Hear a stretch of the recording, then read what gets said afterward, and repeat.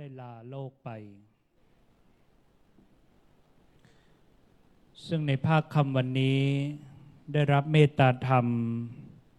จากท่านพระครูเมตตากิตติคุณหลวงตาสมหมายวัดป่าสันติกาวาสจังหวัดอุดรธานีได้เมตตาเดินทางมาแสดงพระธรรมเทศนาเพื่อน้อมบูชาพระเดชพระคุณหลวงปู่พระราชวชิรปัทมคุณผู้เป็นที่เคารพรัก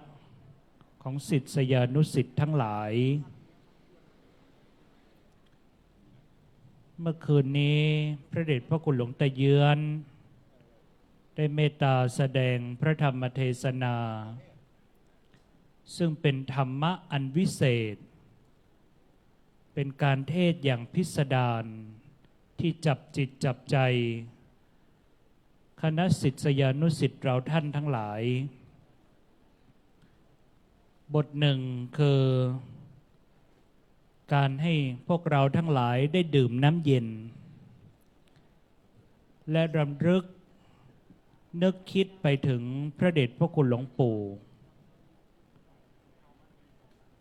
นี้เป็นสังฆานุสติกรรมฐานที่พระเดชพระคุณหลวงตาเยือน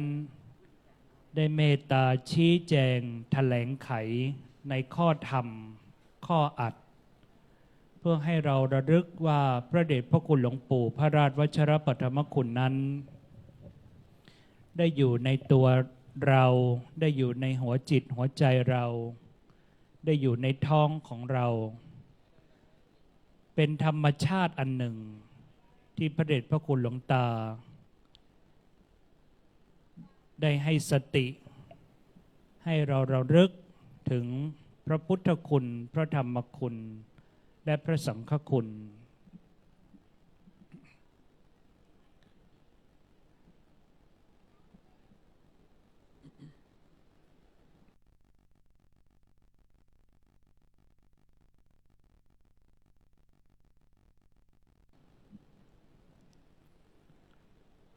ซึ่งอีกสักครู่ถ้าหลวงตาสมหมายองค์แสดงพระธรรมเทศนาเดินทางมายังถึงมณฑลพิธี เราจะได้เริ่ม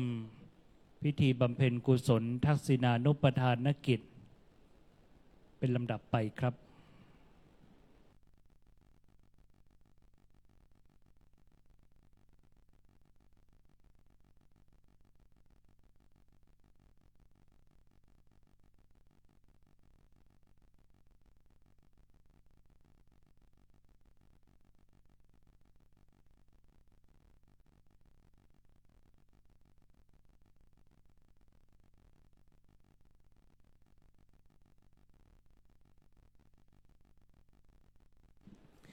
พระเดชพระคุณหลวงปู่นั้นเมื่อยังมีชีวิตอยู่ยังดำรงธาตุขันธ์อยู่ก็ได้สร้างคุณูปการอย่างใหญ่หลวงหาประมาณไม่ได้ต่อประเทศชาติบ้านเมืองต่อศิษยานุศิษย์และเมื่อท่านละสังขารแล้วคณะศิษยานุศิษย์ก็ยังได้สานต่อปณิธานดำริได้สร้างคุณูปการ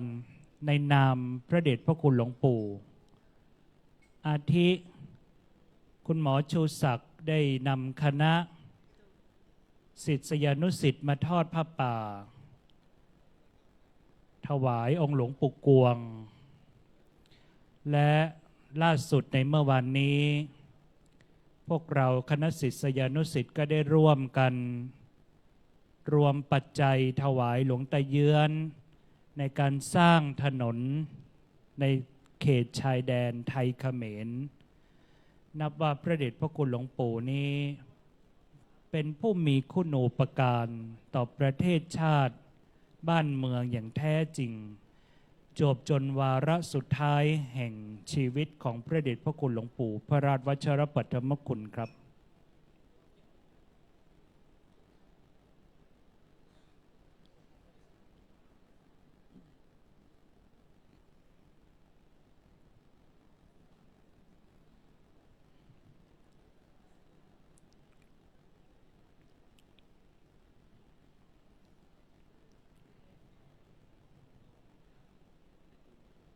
ในลำดับนี้จะเป็นการเข้าสู่พิธีบำเพ็ญกุศลทักษิณานุปทานวาระแรกนี้กล่าวขอรัตนาท่านพระครูเมตตากิตติคุณหลวงตาสมหมายขึ้นสู่บนธรรมาสน์ครับ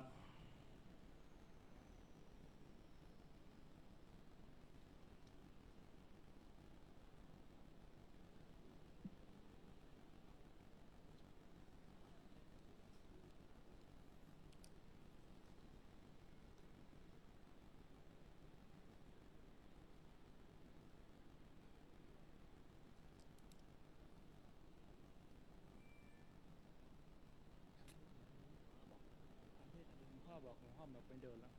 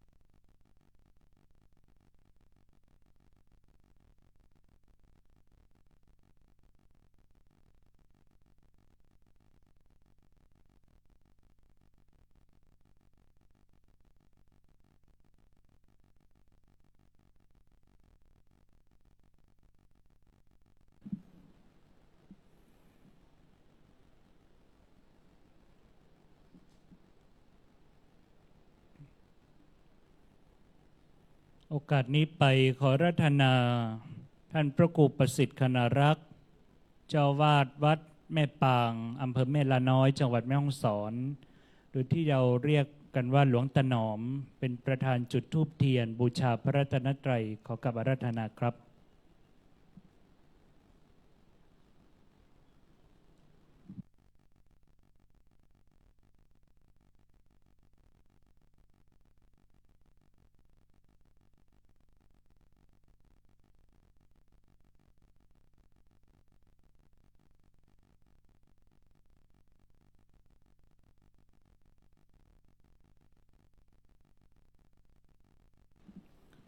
และขอเจริญพรเรียนเชิญคุณวรรณาคณาวัฒนกุลจุดธูปเทียนเครื่องทองน้อยชุดล่างสำหรับบูชาสรีระสังขาร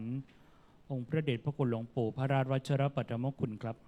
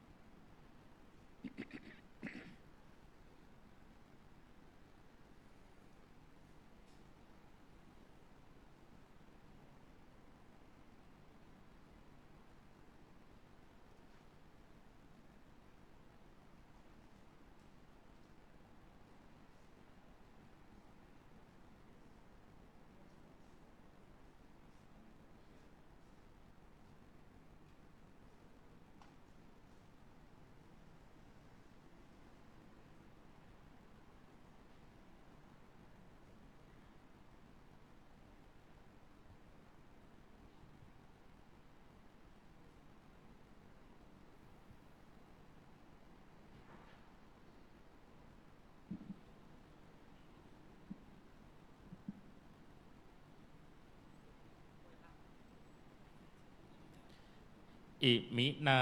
สกาเลนะพุทธังอภิปูชยามะอิมินาสกาเลนะ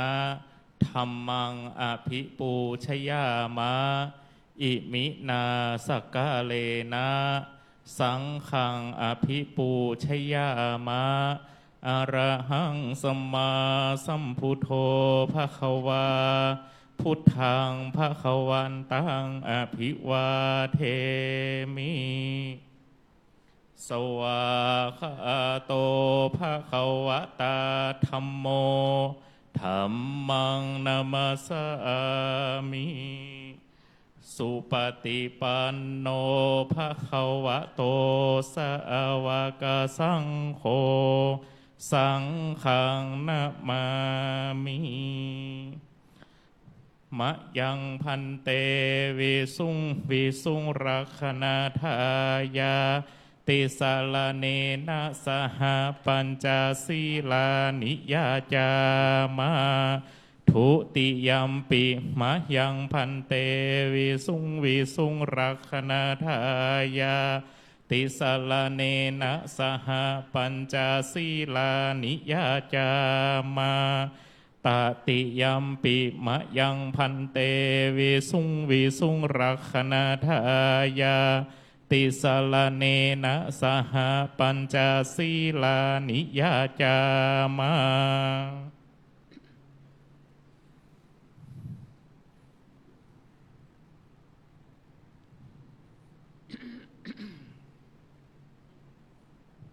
นะโมตัสสะภะคะวะโตอะระหะโตสัมมาสัมพุทธัสสะนะโมตัสสะภะคะวะโตอะระหะโตสัมมาสัมพุทธัสสะนะโมตัสสะภะคะวะโตอะระหะโตสัมมาสัมพุทธัสสะ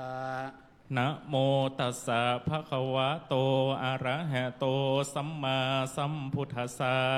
นะโมตัสสะภะคะวะโตอะระหะโตสัมมาสัมพุทธัสสะนะโมตัสสะภะคะวะโตอะระหะโตสัมมาสัมพุทธัสสะพุทธังสระ นังคัจฉามิ พุทธังสรณังคัจฉามิ ธัมมังสรณังคัจฉามิ ธัมมังสรณังคัจฉามิ สังฆังสรณังคัจฉามิ สังฆังสรณังคัจฉา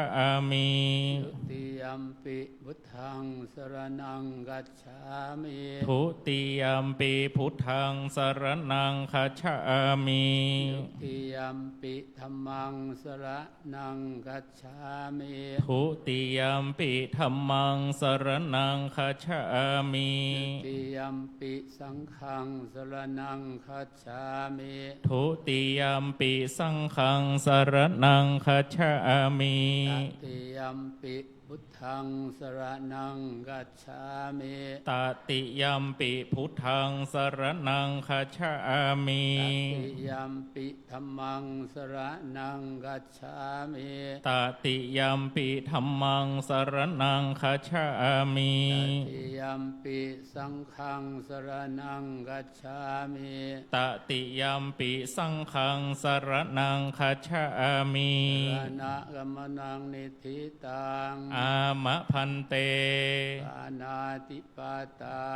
เวระมณีสิกขาปะนังสมานิยามิ ปานาติปาตาเวรมณีสิกขาปะทังสัมมาทิยา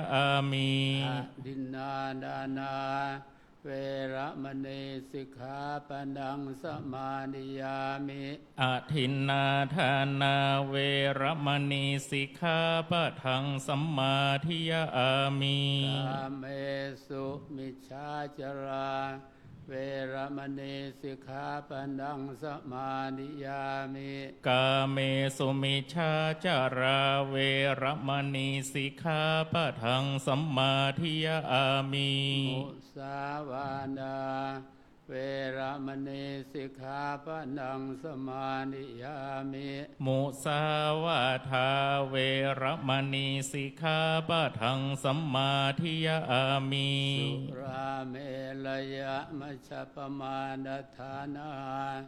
เวระมณีสิกขาปะนังสมานิยามิ สุราเมรยมัชฌปมาทฐานา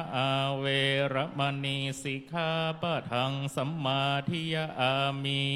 อิมานิปัญจสิกขาปนานิสิเรนะสุขติงยันติสิเรนะโภกสัมปนา สาธุ สิเรนะนิบุติงยันติตัสมาสิรังวิโส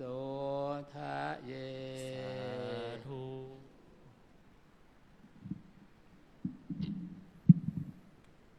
ลำดับนี้ไปขอเรียนเชิญคุณวารุณีทองคำบรรจง จุดเทียนบูชาธรรมครับ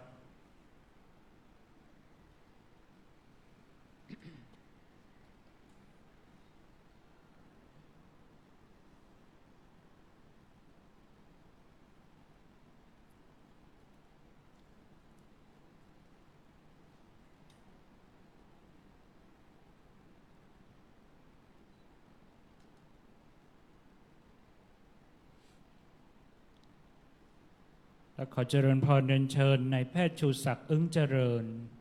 จุดธูปเทียนเครื่องทองน้อยชุดบนสำหรับพระเดชพระคุณหลวงปู่ พระราชวัชรปัตมคุณบูชาธรรมครับ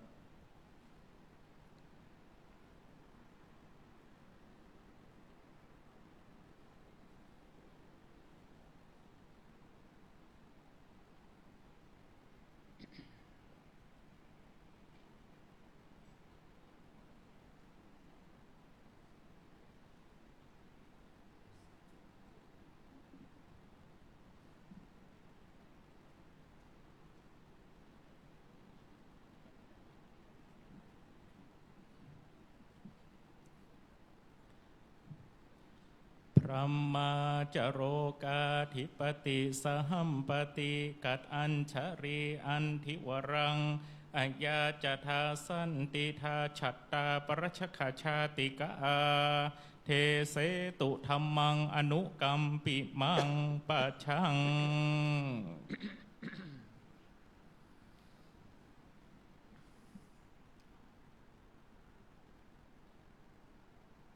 นะ นะโม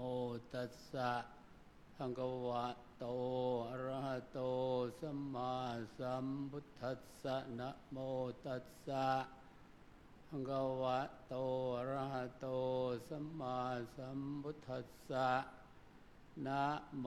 ตัสสะภะคะวะโตอะระหะโตสัมมา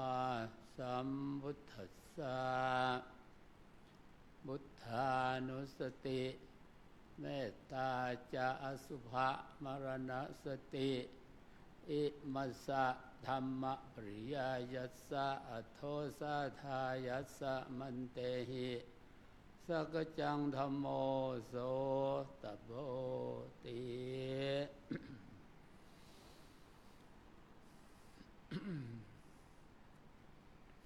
ขอทุกท่านจงทำความไม่ประมาททำสติความระลึกรู้ให้เป็นคู่ของใจใจเป็นใหญ่เป็นประธานตามพุทธภาษิตที่ได้ทรงตรัสไว้ว่ามโนปุพังคมะธัมมามโนเศรษฐามโนมยาธรรมทั้งหลายมีใจเท่านั้นเป็นใหญ่เป็นประธานเรียกว่าสติสมาธิและปัญญาสติคือความระลึกรู้ความระลึกได้ระลึกต่อเนื่องกันเป็นขณะไม่เผลอ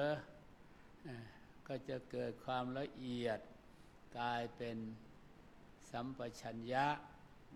ละเอียดเข้าไปก็จะกลายเป็นปัญญาคือความรอบรู้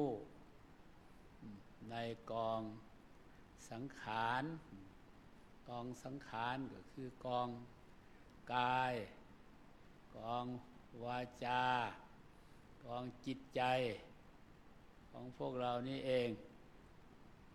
ไม่ได้อยู่ที่ไหนความหมายคำว่ากองสังขารสังขารธรรมรูปสังขารก็คือรูปร่างกายของเราทั้งหมดเบื้องต่ำจากปลายผมลงไปเบื้องบนจากพื้นเท้าขึ้นมาเบื้องข้างสถานกลางก็รอบตัวนี่แหละ เป็นรูปสังขารวจีสังขารการกล่าววาจาแล้วก็จิตตสังขารคือความนึกความคิดอาการนึกคิดปรุงแต่งส่วนมโนธรรมคือใจให้ใจเนี่ยรู้รอบในสังขารรอบทั้งกายรอบในความนึกความคิดเพราะมันเป็นคนละอันอาการนึกคิดไม่ใช่ใจไม่ใช่มโนไม่ใช่มโนธาตุมโนธาตุคือธาตุรู้ธาตุมโนในความหมายที่ว่าใจเป็นใหญ่คือเป็นใหญ่ในการรู้วจีสังขารรูปสังขารรู้จิตตสังขารคือรู้รอบความนึกความคิดรู้รอบกายของเราทั้งหมดรู้รอบวาจาที่เราจะกล่าวออกมาจะเป็นกุศลหรืออกุศลมีสองอย่างการกล่าววาจาเพราะฉะนั้นให้ตั้งความรู้ตั้งใจรอบรู้นี่เรียกว่ายกฐานยกเครื่องสักการะบูชาพระธรรมคือพระธรรมเทศนาที่แสดง ไปตามคำสอนของพระบรมศาสดาสัมมาสัมพุทธเจ้าที่ท่านเรียกว่าศาสนาศาสนาก็คือศาสนธรรมศาสนธรรมเป็นคำอบรมสั่งสอนคำแนะนำเพื่อให้สติตะล่อมเข้ามาเตือนไม่ให้ความพลั้งเผลอเกิดขึ้นเพื่อเป็นการตะล่อมสติความระลึกรู้ให้รอบรู้อยู่กับจิตความนึกคิดอยู่กับใจคือความรู้รอบนี่เองนี่เรียกว่าเพื่อตั้งภาชนะตั้งพานรองรับกระแสธรรมะที่ได้แสดงทางวจีสังขารเพื่อจะให้ได้ตึกตองไข้ควร ตามให้เกิดสติปัญญาให้เกิดสติและเรียกรู้ตั้งมั่นไม่ให้พลั้งเผลอแล้วก็จะได้ไข้ควรตึกตองตามกระแสธรรมก็จะเกิดปัญญาความเห็นชอบคือรู้ธรรมเห็นธรรมตามเป็นจริงตามคำสอนขององค์สมเด็จพระสัมมาสัมพุทธเจ้าส่วนสัจธรรมคือความจริงพระบรมศาสดาได้นำเอาสภาวะธรรมที่มันเกิดขึ้นเปลี่ยนแปลงจากวจีสังขารมโนจิตตสังขารรูปสังขารนี่แหละความเปลี่ยนแปลงของรูปนามกายใจความเปลี่ยนแปลงของวจีสมมุติทั้งหลายเหล่านี้อันนี้เป็นคำสอนแต่สัจธรรมคือความจริงก็คือทุกสิ่งทุกอย่างมันไม่เที่ยง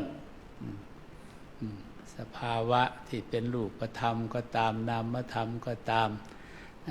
สองอย่างนี่แหละ เป็นสิ่งที่ไม่เที่ยงแล้วในความหมายที่ว่ามันไม่เที่ยงก็คือมันเปลี่ยนแปลงนั่นแหละไม่เที่ยงก็คือความเปลี่ยนแปลงเมื่อมันเปลี่ยนแปลงมันก็เป็นสิ่งที่ทนอยู่ได้ยากเปลี่ยนแปลงไปมันก็ทนอยู่ไม่ได้มันทนอยู่ไม่ได้มันก็แตกพังสลายเรียกว่าดับไป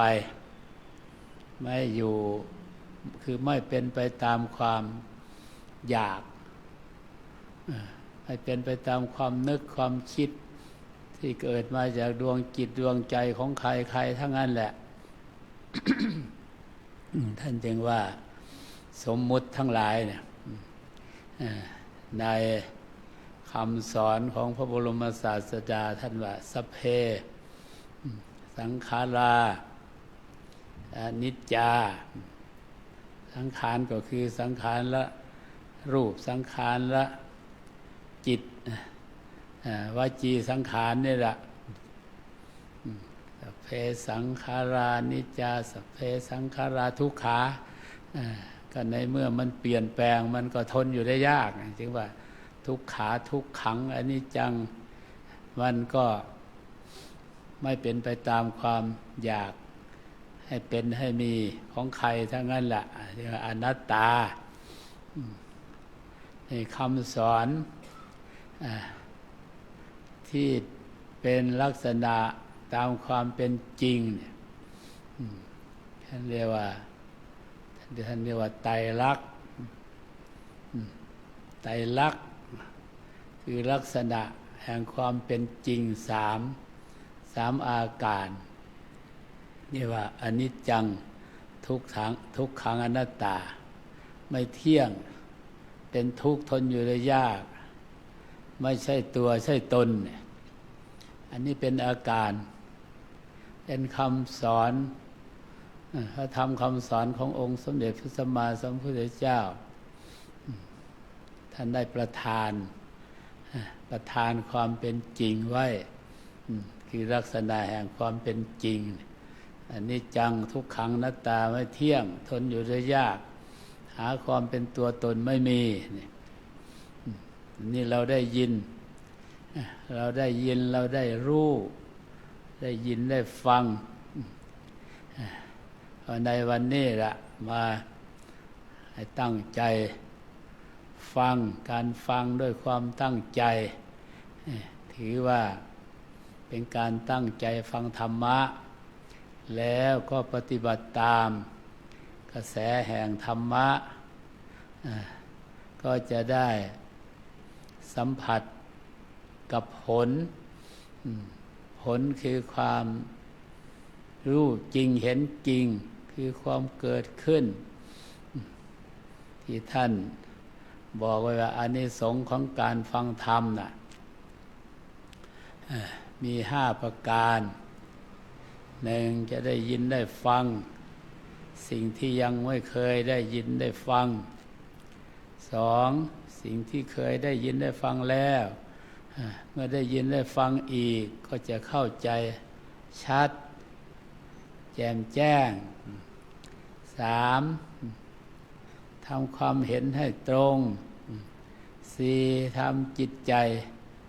ให้เบิกบานถ้าความเห็นตรงเกิดขึ้นในขณะจิตแห่งความรู้ของเราเนี่ยรู้ในขณะที่มันมีการนึกคิดตรึกตรองไปตามกระแสธรรมเช่นอย่างที่ท่านว่าให้กำหนดดูรูปธรรมคือรูปกายนี่แหละจึงว่าการปฏิบัติเนี่ยให้เดินมรรคเอกายโนยังมัคโคสัตตานังวิสุทธิยาให้เดินมรรคด้วยการกำหนดรู้พินิจพิจารณากายของเรานี่แหละซึ่งกายนี่ก็เรียกว่าเป็นรูปธรรมส่วนนามธรรมน่ะมันมีอยู่4คือเวทนาสัญญาสังขารความนึกคิดปรุงแต่งวิญญาณความรับรู้รับทราบนี่ท่านเรียกว่าขันธ์ทั้ง5ขันธ์ทั้ง5มันเป็นกอง5อย่างกองรูปนับตั้งแต่ผมขนเล็บฟันหนังไปจนถึงอาหารใหม่อาหารเก่ามัทธเกมัทธลุงคังเยื่อในสมองศีรษะอันนี้เป็นกองรูปเป็นกองธาตุดินธาตุดินท่านก็เรียกว่ามหาภูตรูปคือรูปดินมหาภูตรูป4รูปดินรูปน้ำรูปลมรูปไฟนี่ท่านเรียกว่ามหาภูตรูปหรือมหาภูตธาตุใหญ่ๆที่รวมกันเป็นรูปร่างกายส่วนนามธรรมขันธ์ที่เป็นส่วนนามก็เวทนาคืออาการที่สัมผัสรับรู้แล้วมีความทุกข์ความกังวลกวายในใจนั่นแหละไม่ใช่กังวลกวายที่รูปที่กายของเราดอกเพราะว่าใจนั่นเป็นใหญ่ในการรู้ความไม่สบายก็รู้ความสบายเกิดขึ้นก็รู้ว่าสบายในกายของเราไม่เจ็บไม่ปวดไม่เร่าร้อนนี่อย่างนี้แหละ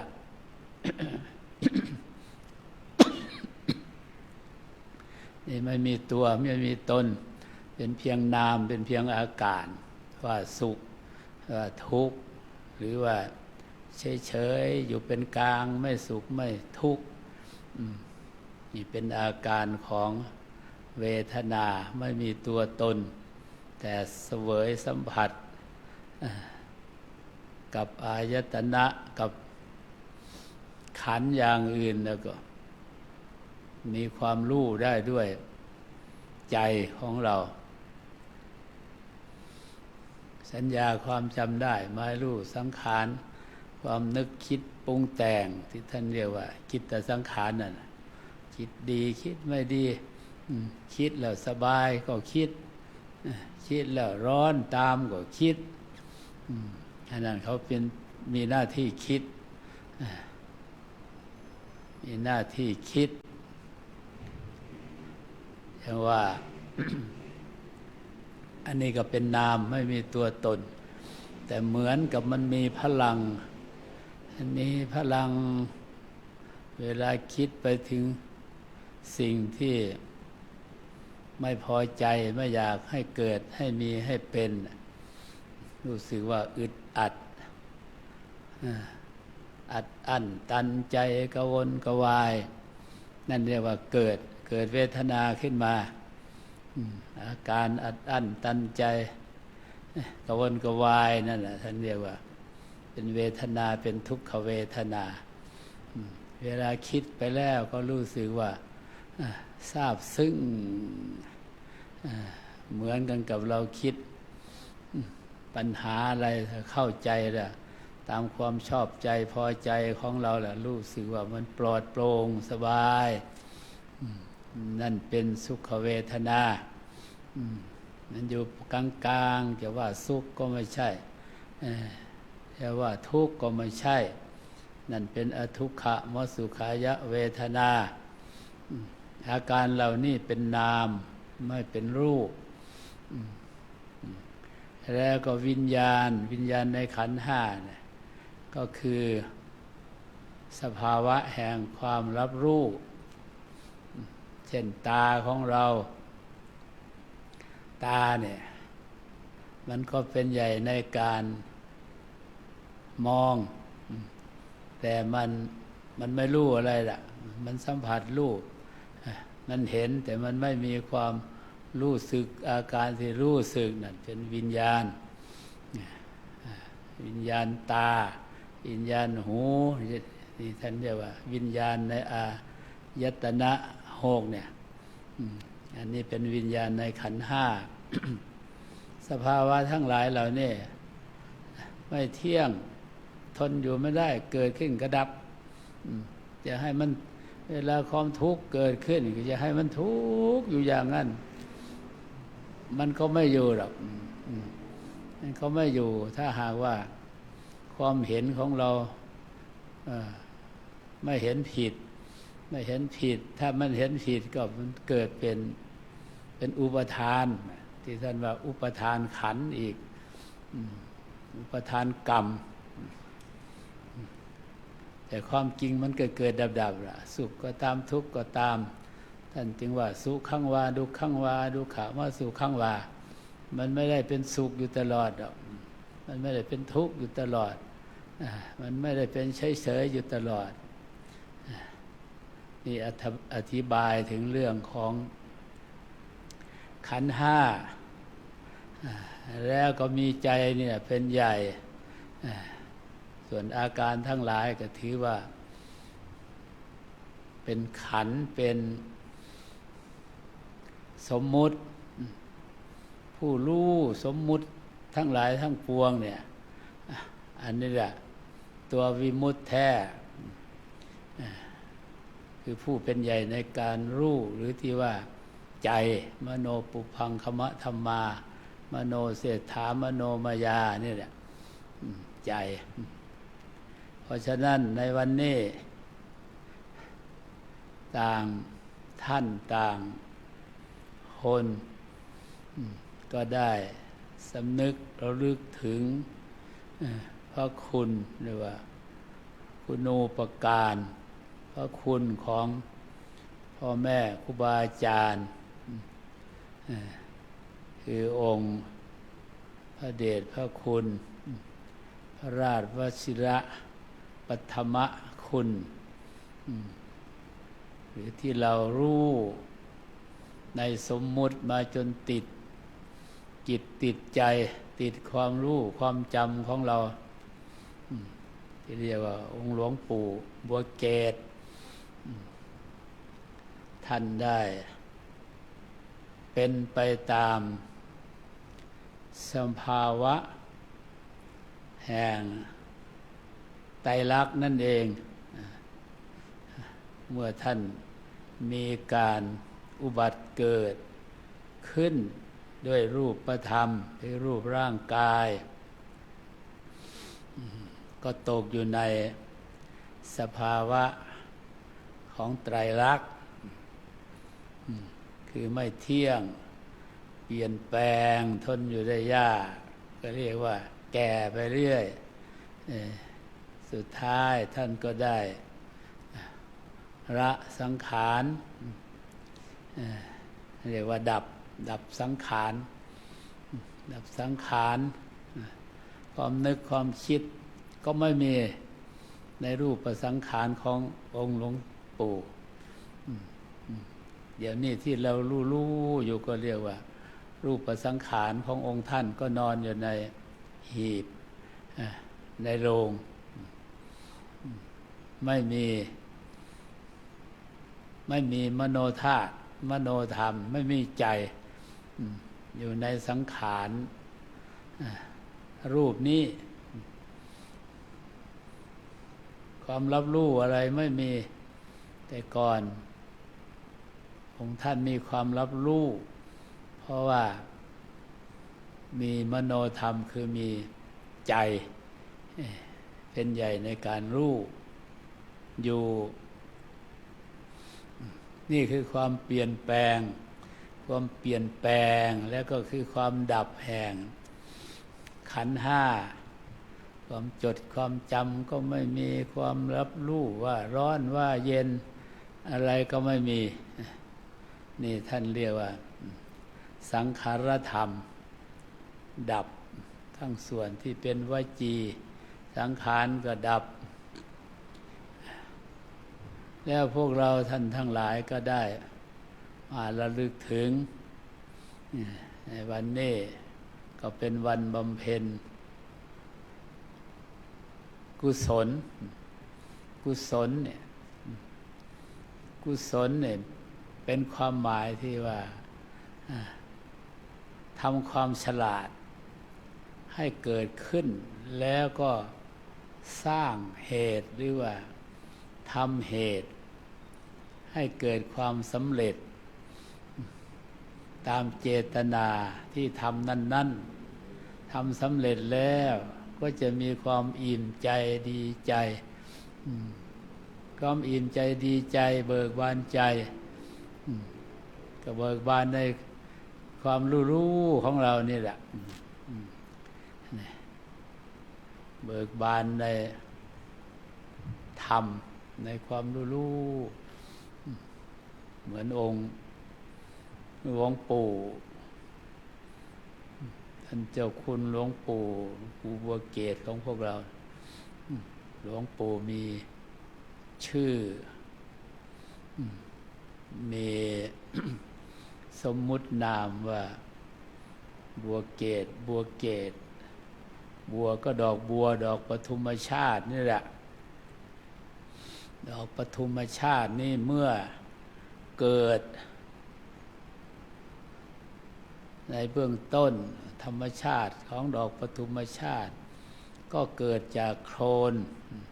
เกิดจากดินโคลนเกิดจากโคลนตมแล้วก็มีความเจริญพ้นจากตมขึ้นมาระหว่างกลางน้ำเจริญขึ้นจนสุดท้ายโผล่เหนือน้ำแล้วก็แย้มจีบบานส่งกลิ่นหอมฟุ้งขจร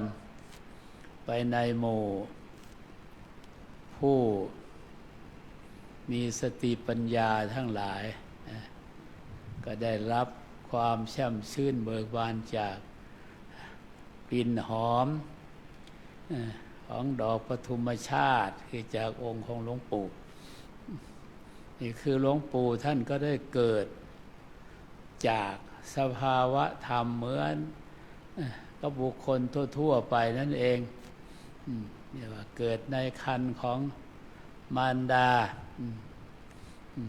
อาศัยน้ำที่สกปรกละไม่ได้สะอาดอะไรบำรุงรักษาจนสำเร็จเป็นรูปธรรมด้วยอำนาจของกุศลกรรมคือกรรมดีที่ดวงจิตดวงวิญญาณดวงรู้ดวงเบิกบานคือใจเนี่ยเข้าปฏิสนธิหรือเข้าสัมปยุตในรูปร่างกายขององค์หลวงปู่แล้วก็มีนิสัยปัจจัยในดวงจิตดวงใจนั่นเองจึงได้น้อมมาในการ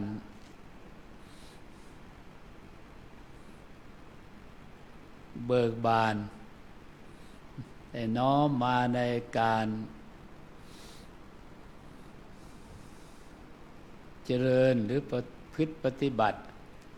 ตามธรรมะคำสอนขององค์สมเด็จพระสัมมาสัมพุทธเจ้าเรียกว่าเจริญมาในองค์อริยมรรคองค์อริยมรรคคือข้อปฏิบัติได้ปฏิบัติได้เจริญศีลเจริญศีลเจริญสติคำว่าศีลเรียกว่าศีลสังวรเอาอะไรสังวรก็เอาสตินั่นแหละสร้างสติความตั้งใจความ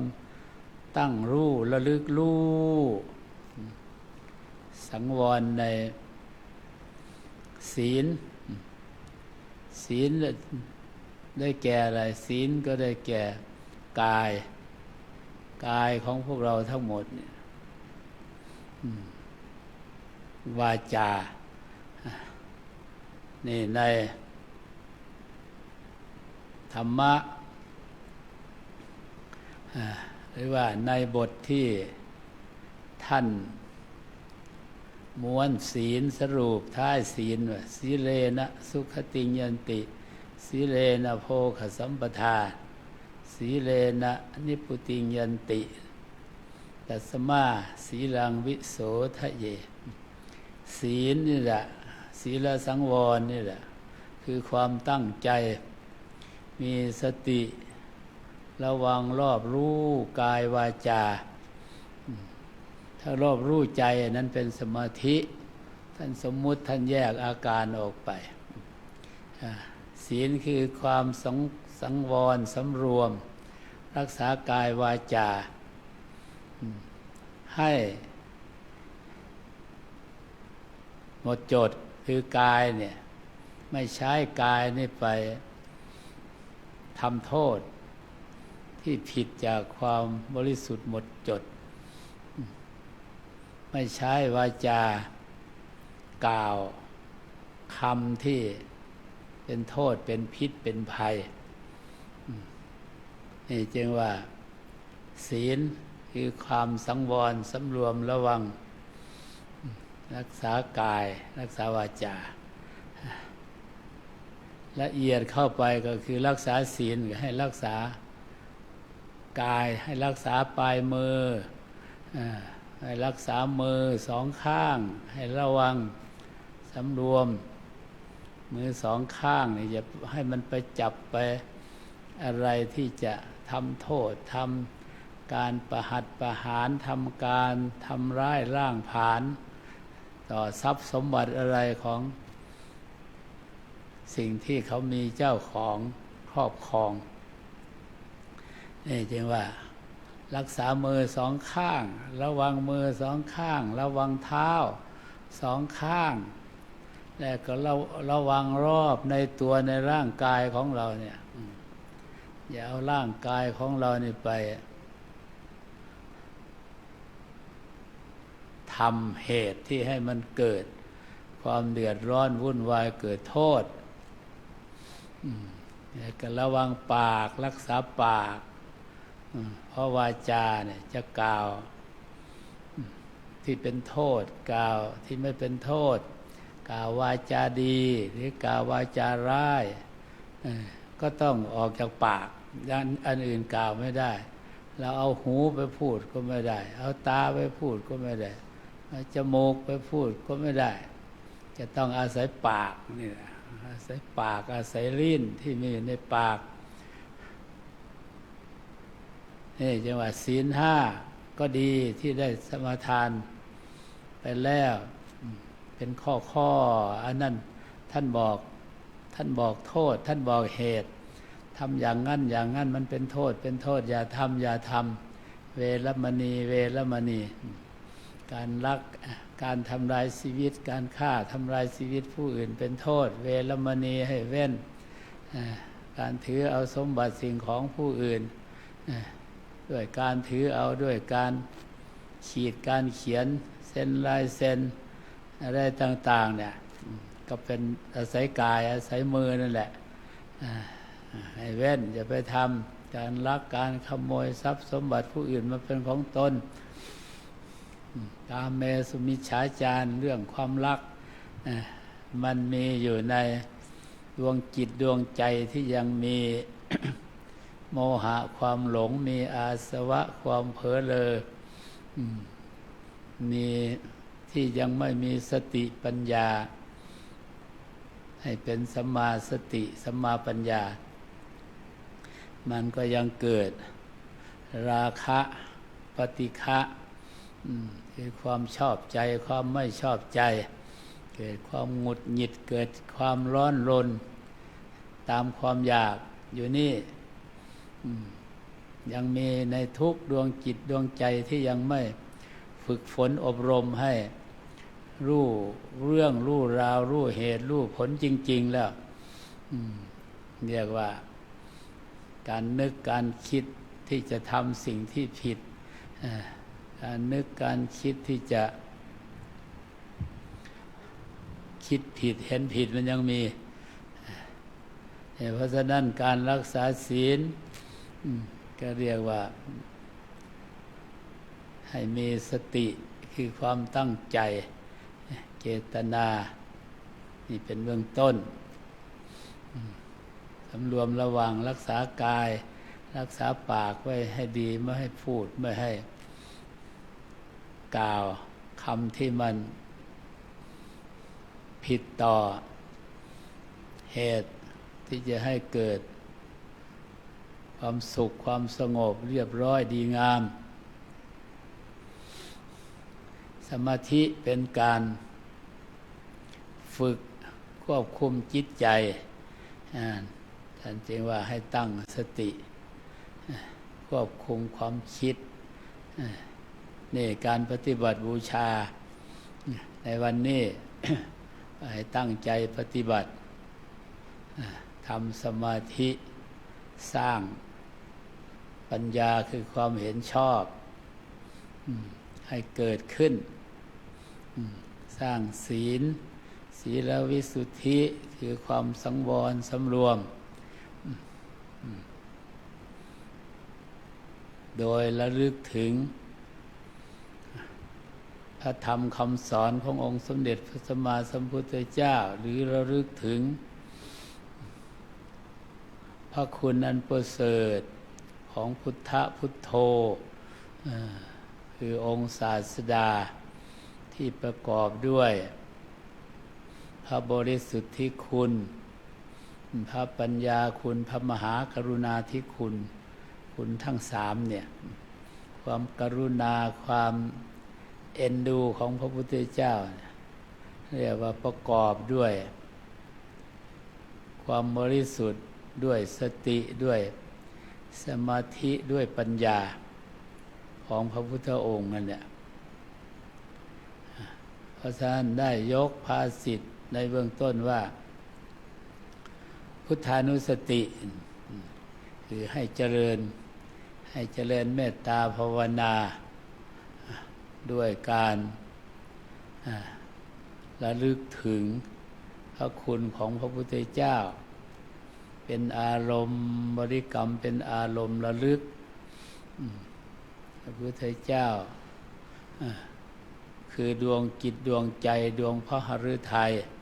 ของพระองค์ที่ถูกอบรมบ่มบารมีทั้งหลายมาเต็มด้วยการรักษาศีลด้วยการเจริญวิปัสสนาเมตตาภาวนานี่แหละที่พระองค์ทำมาพระองค์ก็มาสอนให้พวกเราระลึกถึงคำสอนของพระองค์ขณะนี้มาฟังธรรมะแล้วก็จะปฏิบัติบูชาต่อพระพุทธพระธรรมพระสงฆ์เพื่อเป็นการบูชาต่อพระคุณองค์หลวงปู่บัวเกศหลวงปู่ก็เป็นพระสงฆ์คือเป็นผู้ประพฤติดีปฏิบัติชอบด้วยการเจริญอริยมรรคดังที่ได้พูดในเบื้องต้นนั่นแหละเรียกว่าทางคืออริยมรรคดอกบัวดอกปฐุมชาติก็คือได้แก่ดวงจิตดวงใจดวงรู้ขององค์หลวงปู่เมื่อเข้าปฏิสนธิในรูปธาตุทั้งสี่แล้วรูปธาตุทั้งสี่ก็เป็นตัวสมมุติแต่ก็อาศัยเรียกว่าธาตุสี่นี่แหละเป็นบ้านเป็นคูหาท่านจึงว่ากายร่างกายเนี่ยเป็นเรือนเป็นบ้านของใจอย่างพวกเราเนี่ยที่รูปร่างกายเนี่ยที่มีใจอาศัยอยู่แล้วก็ต้องมีเรือนชานบ้านช่องต้องมีถ้ำมีคูหาอาศัยนี่ท่านจึงว่าคูหะมิยังร่างกายของเรานี่อุปมาเหมือนกันกับเป็นถ้ำที่อยู่ของดวงใจดวงรู้นี่องค์หลวงปู่ท่านก็มีรูปร่างกายของหลวงปู่เป็นที่อาศัยอยู่ของดวงใจดวงรู้นี่เรียกว่ากายเป็นบ้านอาศัยของใจที่นี่ใจเนี่ยก็เป็นเรือนของธรรมธรรมะธรรมะคือศีลสมาธิปัญญารวมหนุนคือปัญญาคือความรู้แจ้งก็คือรู้สภาวะธรรมทั้งหลายตามเป็นจริงคือรู้แจ้งในคำว่าอนิจจังทุกขังอนัตตานี่เองไม่ได้รู้แจ้งอย่างอื่นถ้าหากว่าดวงจิตดวงใจดวงใดได้สร้างมรรคเจริญมรรคคือได้ฝึกจิต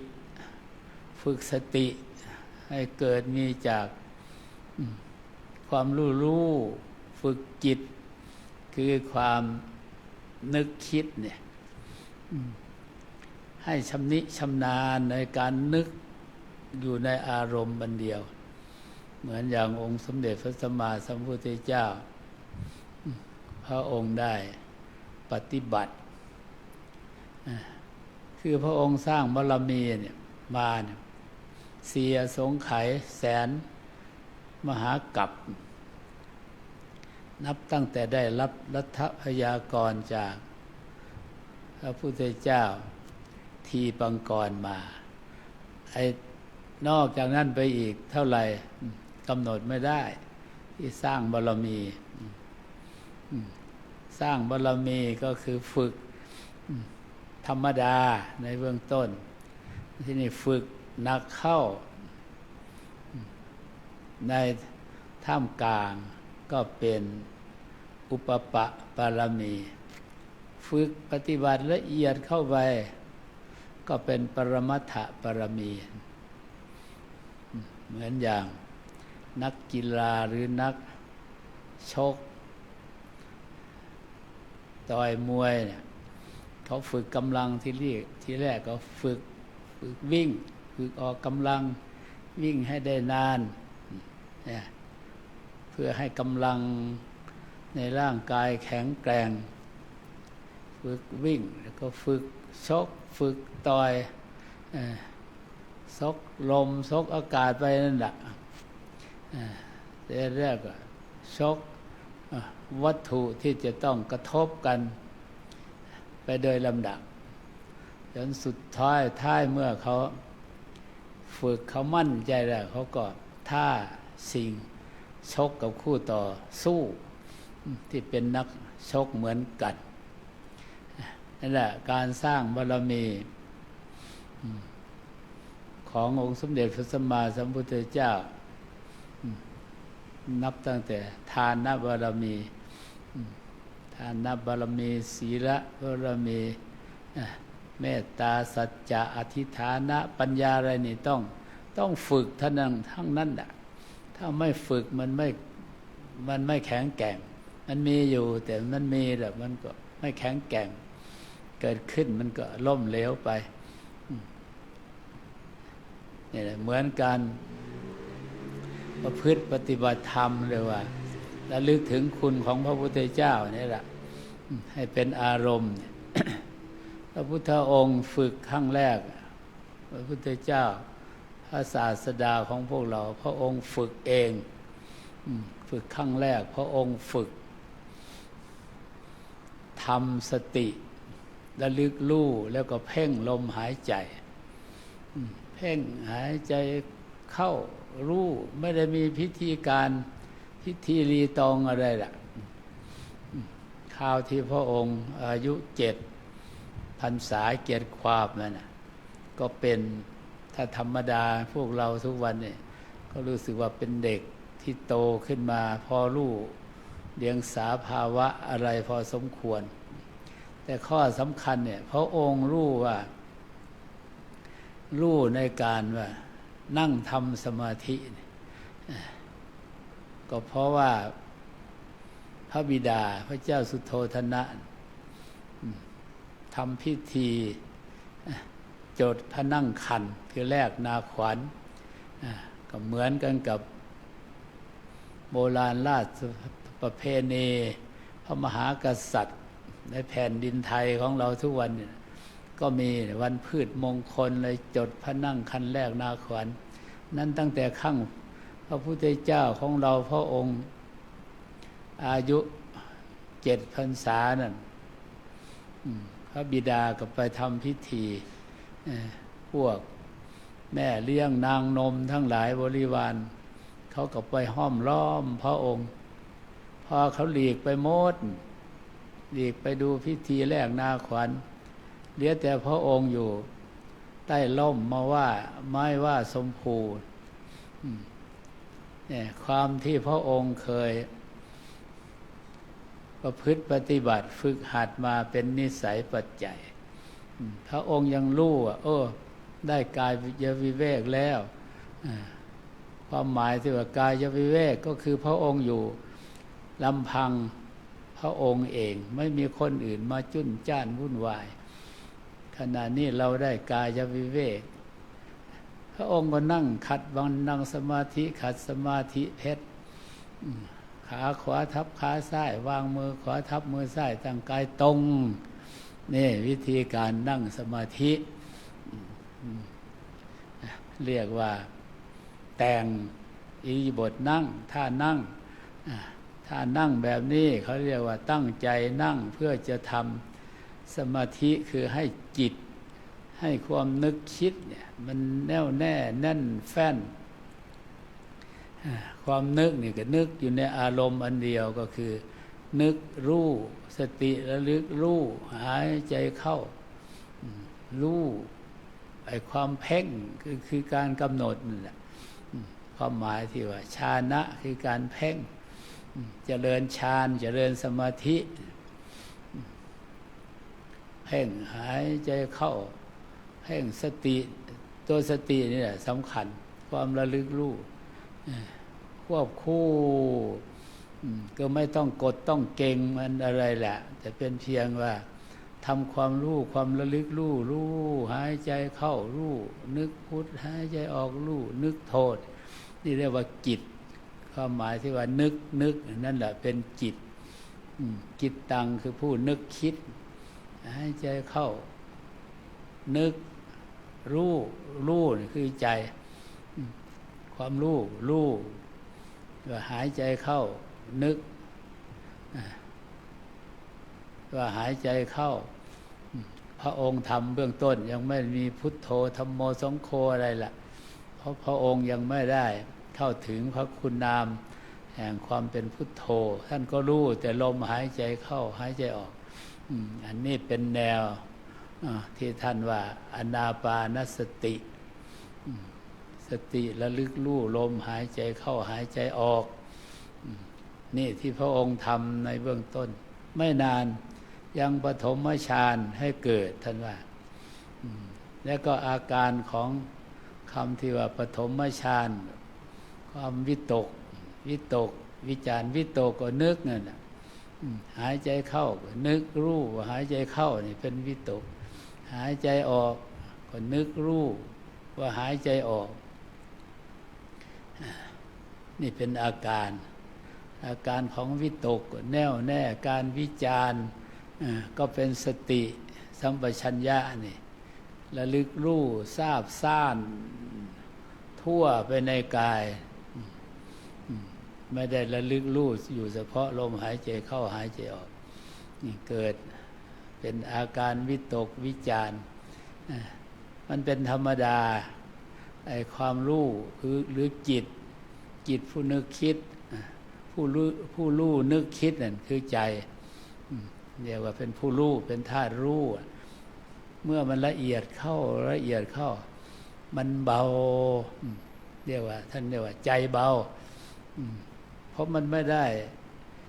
คิดปรุงวุ่นวายไม่ได้สายแสไม่ได้สาดสายไปกระทบกับทางหูทางตาอะไรมันอยู่แต่รู้อยู่อันเดียวกันละเอียดเข้าก็เกิดปิติเกิดความอิ่มนั่นแหละถ้าใครเคยมีความอิ่มใจอย่างเวลาเราได้อะไรมาเนี่ยเรามีความอยากได้มากๆแหละพอเหตุอันนั้นเรื่องอันนั้นสมความประสงค์เนี่ยบางทีก็มันเกิดปิติอย่างแรงบางคนก็ถึงกับร้องไห้ก็มีบางคนก็ถึงกับร้องตะโกนออกไปไม่รู้ตัวนั่นแหละพลังของปิติเห็นว่าปิติคือความอิ่มวิตกวิจารปิติมันความสุขก็คือความไม่มีความกระเพื่อมไม่มีความกระวนกระวายอะไรมันก็เป็นธรรมดามันก็เป็นความสุขทางใจใจรู้อยู่อย่างเดียวเนี่ยอิ่มเดียวกับอารมณ์มันเดียวนี่ความสุขอันอาการของปฐมฌานท่านว่าวิตกวิจารปิติสุขเอกคตานี่เมื่อมันไม่มีอาการอะไรแล้วมันก็รู้ว่างนิ่งเฉยนั่นเป็นอาการของเอกคตานี่พูดถึงอาการที่มันเกิดขึ้นจากโดยมีใจเป็นความรู้เป็นผู้รู้นี่ฝึกอย่างนี้แต่ทุกวันนี้เมื่อพระพุทธองค์ได้เข้าถึงปัญญาอันบริสุทธิ์แล้ว เกิดความรู้ในอนิจจังทุกขังอนัตตาเนี่ยมันเป็นสมมุติเท่านั้นแหละอนิจจังรูปอนิจจังนามรวมเรื่องรูปเรื่องนามเข้ามาเนี่ยแล้วมันจะเป็นความรู้ที่ไม่มีสมมุติกดทับเพราะมันรู้ความจริงท่านจึงได้นามว่าเป็นพุทธะเพราะฉะนั้นเราน้อมนำเอาพระคุณของพระพุทธเจ้านี่แหละพุทธานุสติเวลาเราทำสมาธิเราตั้งใจทำก็คือให้ตั้งใจแหละมีความตั้งใจความตั้งใจขึ้นมานั่นแหละเรียกว่ามีอธิษฐานอธิษฐานะบารมีแล้วก็ตั้งสัจจะไว้ว่าจะบริกรรมพุทธหายใจเข้าโทหายใจออกคือทอดพยายามทอดความกังวลอย่างอื่นแต่มันก็จะเกิดขึ้นเพราะมันเป็นธรรมชาติจิตตังผู้นึกคิดเนี่ยมันจะสายไปทั่วอย่าอาศัยสัจจะอาศัยอธิฐานะรวมกันแหละเรียกว่าบารมี10อย่างที่เราเคยสวดเคยเรียนเคยศึกษานะตั้งกำหนดเข้ามาไม่นึกเอาอะไรนึกเอาแต่คุณของพุทธเจ้าเนี่ยพุทธานุสติสติระลึกอยู่พุทโธพุทโธอันนี้แหละการปฏิบัติเพื่อสร้างศีลวิสุทธิให้เกิดขึ้นคือความสังวรคว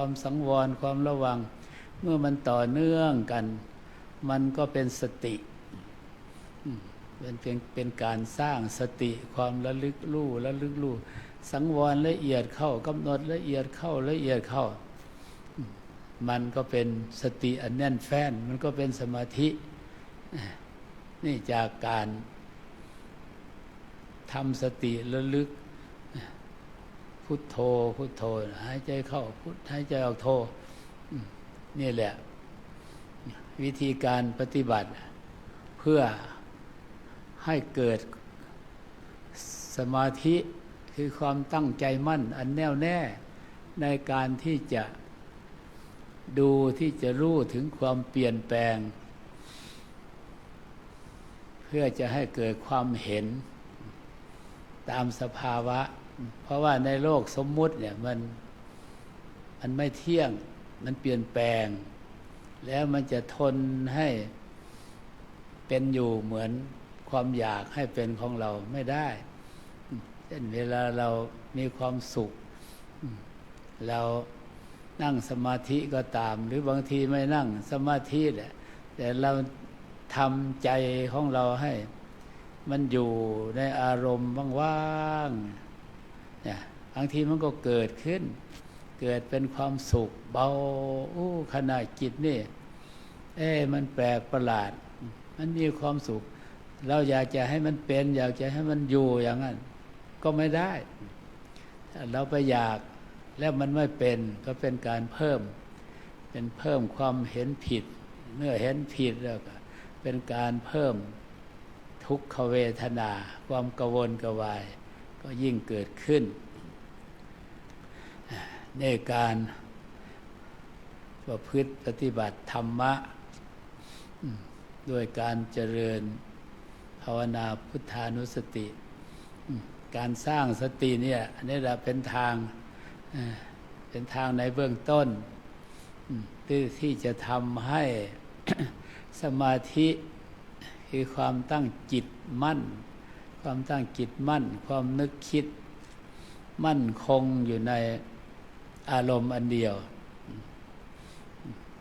แล้วมันจึงจะเกิดความว่างคือว่างจากความหนักหน่วงทวงจิตใจอะไรต่ออะไรมันจะไม่มีมันจะเกิดความเบาวิวขึ้นในใจของเรานะฉันเรียกว่า ใจเป็นสมาธิคือตั้งมั่นอยู่ในอารมณ์รู้แห่งความรู้ของตนเองแล้วที่นี่ถ้าหากว่าเราใช้อารมณ์ระลึกถึงคุณของพระพุทธเจ้านี่มันก็ยังกระวนกระวายอยู่มันไม่ถูกกับจริตนิสัยของเราเราก็เจริญเมตตาเจริญเมตตาพุทธานุสติเมตตาอสุภะมรณะอันนี้ท่านเรียกว่าเป็นหลักของจตุลารักขกรรมฐานจตุแปลว่าสี่อุบายที่จะทำสมาธิทำความตั้งจิตมั่นแล้วจะเป็นทางหรือว่าเป็นเหตุให้เจริญปัญญาเจริญวิปัสสนาให้เกิดความรู้จริงเห็นจริงในธรรมะคือรู้จริงเห็นจริงในคำว่าอนิจจังทุกขังอนัตตาตามเป็นจริง ก็มีอยู่สี่หลักเนี่ยเจริญสมถะคือเป็นอุบายที่จะทำจิตใจของเราให้มีสติตั้งมั่นสงบอยู่กับอารมณ์พุทโธพุทโธนี่ก็ได้ก็เป็นอารมณ์อันหนึ่งเรียกว่าเป็นอารมณ์พุทธานุสติแล้วก็เมตตานี่เป็นอารมณ์ที่ให้เจริญเมตตาพรหมวิหารทั้งสี่ที่ท่านว่า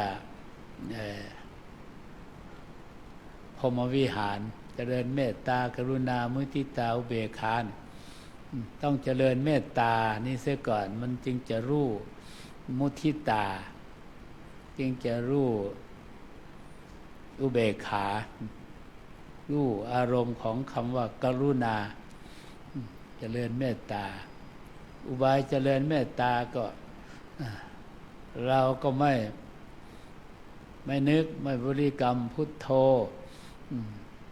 บริกรรมเรื่องเมตตาคือการตั้งสติกำหนดรู้ใจของเรากำหนดรู้ความนึกคิดให้มันนึกถึงเขาถึงเราระลึกถึงจิตใจของบุคคลอื่นสัตว์อื่นระลึกถึงจิตใจของเราว่าความปรารถนาเนี่ยในดวงจิตดวงใจของเราต้องการความสุขต้องการความสงบต้องการความสบายต้องการความเป็นอิสระไม่มีใครหรอกอยากจะให้คนอื่นมาบีบบังคับมาข่มเหงรังแกนี่คือน้อมความนึกคิดของเราเนี่ยคิดถึงใจเขาคิดถึงใจเราต้องการความสุขต้องการความไม่เบียดเบียนกันทั้งนั้นแหละนี่เรียกว่าวิธีเจริญเมตตาภาวนานึกคือรู้เรื่องของเราเสียก่อนความอยากให้มีให้เป็นในตัวเราร่างกายของเราเนี่ยก็ไม่อยากให้เกิดโรคเกิดภัยอยากให้อยู่สุขสบายอยากให้ยืนอยู่ก็สบายนั่งอยู่ก็สบายนอนอยู่ก็สบายทำการงานอะไรอยู่ก็ให้ทำด้วยความสบายนี่คือความอยากของเรา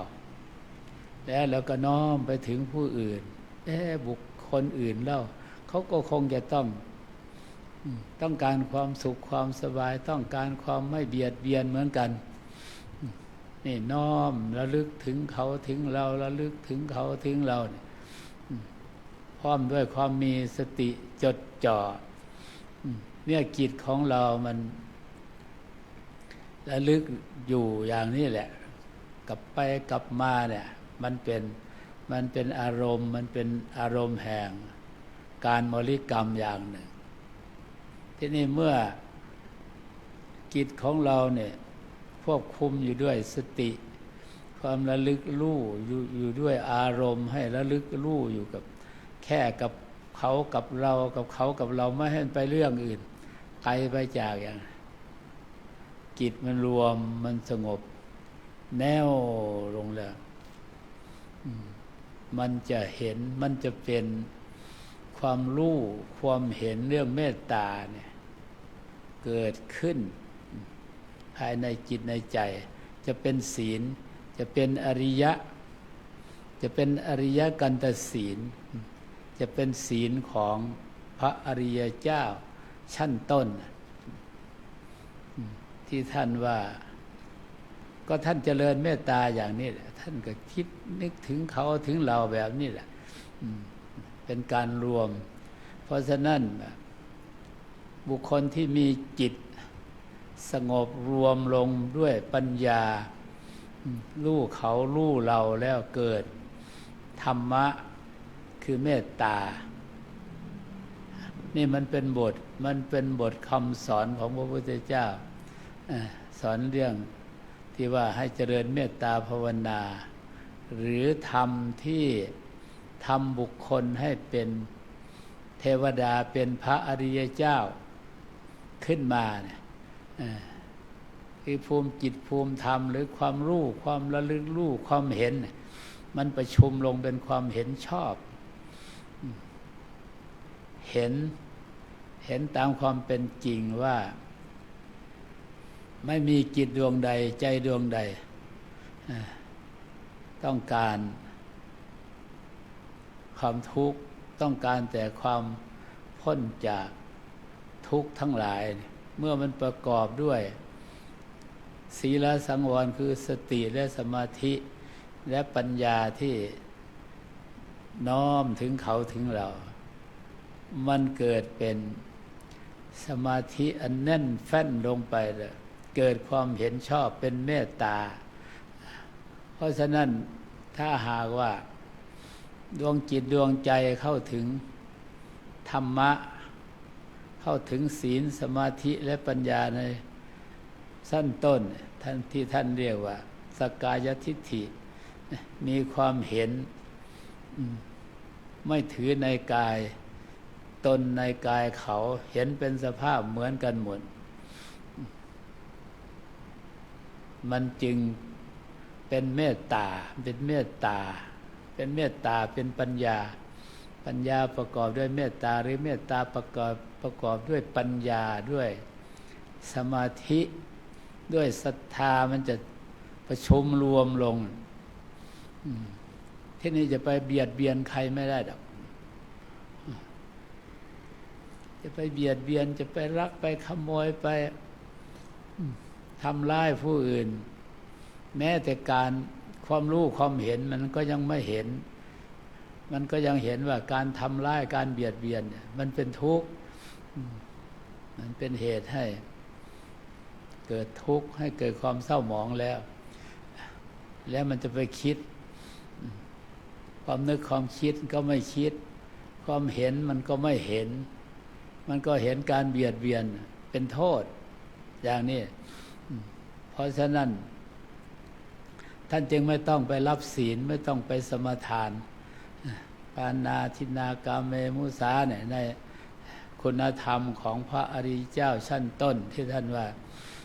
เป็นพระโสดาบันเนี่ยท่านละสักกายทิฏฐิวิกิกิจฉาศิลพัตตปรมาสอะไรเหล่านี้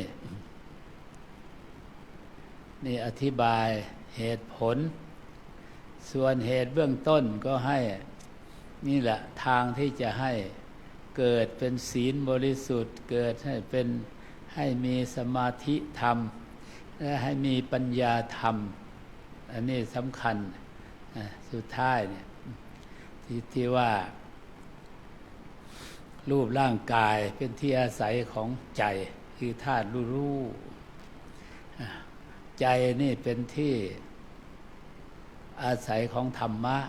เป็นที่เกิดของธรรมะคือสติสมาธิปัญญาชอบมีใจอันเดียวเท่านั้นแหละเป็นผู้รู้ว่ามันชอบหรือไม่ชอบในเมื่อมันรู้วิถีการเดินที่ว่าเดินในมรรคคือทางเดิน เดินในกายพิจารณาในกายจึงรวมว่าข้อปฏิบัติเนี่ยจะทิ้งจะปฏิเสธเรื่องศีลถ้าปฏิเสธเรื่องศีลศีลสังวรก็คือปฏิเสธเรื่องสติสติธรรมเนี่ยเป็นอันดับแรกเป็นฐานแรกที่ท่านว่าสัมมาสติความระลึกชอบนี่แหละวิธีปฏิบัติก็ไม่มีอะไรแล้วก็มาจับเอาที่ครูบาอาจารย์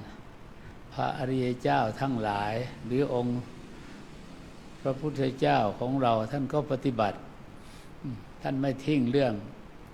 สติสัมปชัญญะไม่ทิ้งเรื่องศรัทธาคือความตั้งใจมั่นอธิฐานะอธิษฐานให้แน่วแน่สัจจะมีความจริงใจในการกำหนดรู้บริกรรมพุทโธพุทโธพุทธานุสติเมตตาเหมือนกันอสุภะคือการกำหนดรู้ถึงความเปลี่ยนแปลงของรูปกายของเราเนี่ยไม่ต้องเอาอสุภะอย่างอื่นอสุภะแปลว่าความไม่สวยไม่งามท่านคือเวลาเราสร้างสติเราหมั่นสร้างสติสมาธินี่แหละในเบื้องต้นอันดับแรกเรียกว่าเป็นก้าวแรกถ้าเป็นบันไดก็เรียกบันไดขั้นแรกต้องศึกษาให้ดีหรือสร้างให้มีฐานแน่นหนามั่นคงเป็นอย่างนั้นจริงๆถ้าเราสร้างสติแล้วสร้างศีลศีลสังวรคือไม่มีสติให้มั่นคงแล้วสมาธิมันก็เป็นสมาธิงอนแงนคอนแคนถ้าสติวอกแวกเดี๋ยวก็ตั้งเดี๋ยวก็ล้มไปสมาธิคือความตั้งใจมั่นมันก็เดี๋ยวก็ตั้งเดี๋ยวก็ล้มไปเพราะฉะนั้นสติสมาธิเนี่ยต้องมีความเพียรเนี่ยที่แรกมันก็ต้องมันกำหนดรู้ไม่ใช่ว่าจะตั้งใจลงไปจะเอาให้มันแก่กล้าชั่วขณะจิตหนึ่งจิตเดียวให้ฝึกไปเรื่อยๆเหมือนอย่างองค์หลวงปู่ท่านสอนพวกเราเนี่ยหรือพระพุทธเจ้าพระอริยเจ้าทั้งหลายที่ท่านเป็นไปแล้วผ่านไปแล้วท่านก็มีอุบายเพราะบางองค์บางท่านคือฝึกมานานแล้วหลายภพหลายชาติแล้วก็มีแต่พอท่านเกิดมาในชาติสุดท้ายขณะที่ท่านจะรู้ที่จะทำทุกข์ให้สิ้นสุดน่ะท่านก็มีอยู่แล้วแต่เป็นเพียงปัญญาท่านยังไม่เห็นจริงเท่านั้นสติสมาธิท่านมีอยู่แล้วแต่พอได้ฟังกระแสจากพระพุทธเจ้าอย่างเช่นพระพาหิยะพระพุทธองค์บอกว่าสักแต่รู้สักแต่เห็นสักแต่ได้ยินท่านก็เข้าใจสมมุติทั้งหลายทั้งปวงมันเป็นของไม่เที่ยงถ้าเข้าใจสมมุติทั้งหลายทั้งปวงไม่เที่ยงสิ่งทั้งหลายมันเป็นสมมุติทั้งหมดที่ว่าสุขว่าทุกข์ที่ว่าตั้งมั่นคงอะไรนะแล้วมันก็จะเป็นใจอยู่เป็นกลางๆได้เห็นแล้วก็มันจึงจะเป็นสักแต่เห็นสังขารก็ไม่ทำงานไม่ปรุงไม่แต่งไม่โลภไม่หลงอะไรเนี่ยจะข้ามพ้นทุกข์ได้เพราะมีสติปัญญามีความเห็นชอบด้วยเห็นว่าสมมุติทั้งหลายทั้งปวงเนี่ยเห็นว่ารูปร่างกายแม้แต่จิตใจของเรามันก็เป็นสมมุติมันไม่ใช่ตัวใช่ตนไม่ใช่สิ่งที่จะให้เป็นไปตามความอยากความนึกความคิดของเรา อันนี้เป็นปัญญาเป็นความเห็นขั้นละเอียดสูงสุดถ้ามันพลิกลงอย่างนั้นแล้วมันก็หมดแล้วละคำว่าทุกข์ทั้งหลายทั้งปวงนี่การประพฤติธรรมะเพื่อจะทำที่สุดแห่งทุกข์ก็ต้องมาเรียนรู้เหตุปัจจัย นี่ซะก่อนแล้วก็มาสร้างอุปกรณ์สร้างเครื่องมือคือสร้างสตินี่แหละสติเป็นอาวุธเป็นเครื่องมือสมาธิอันชอบเป็นเครื่องมือปัญญาอันชอบนี่เจริญนี่ท่านเรียกว่าเจริญมรรคสติมรรคสมาธิมรรคปัญญามรรคนี่เจริญอยู่อันนี้แหละที่มันจะรู้จะเห็นมันจะพ้นหรือไม่พ้นอันนั้นมันจะเป็นสิ่งที่เกิดขึ้นมารู้ขณะจิตเดียวเท่านั้นมันก็ทิ้งไปทั้งหมดทุกข์นี่มาอาศัยเหตุการณ์เจริญเมตตาภาวนาด้วยพุทธานุสติเมตตา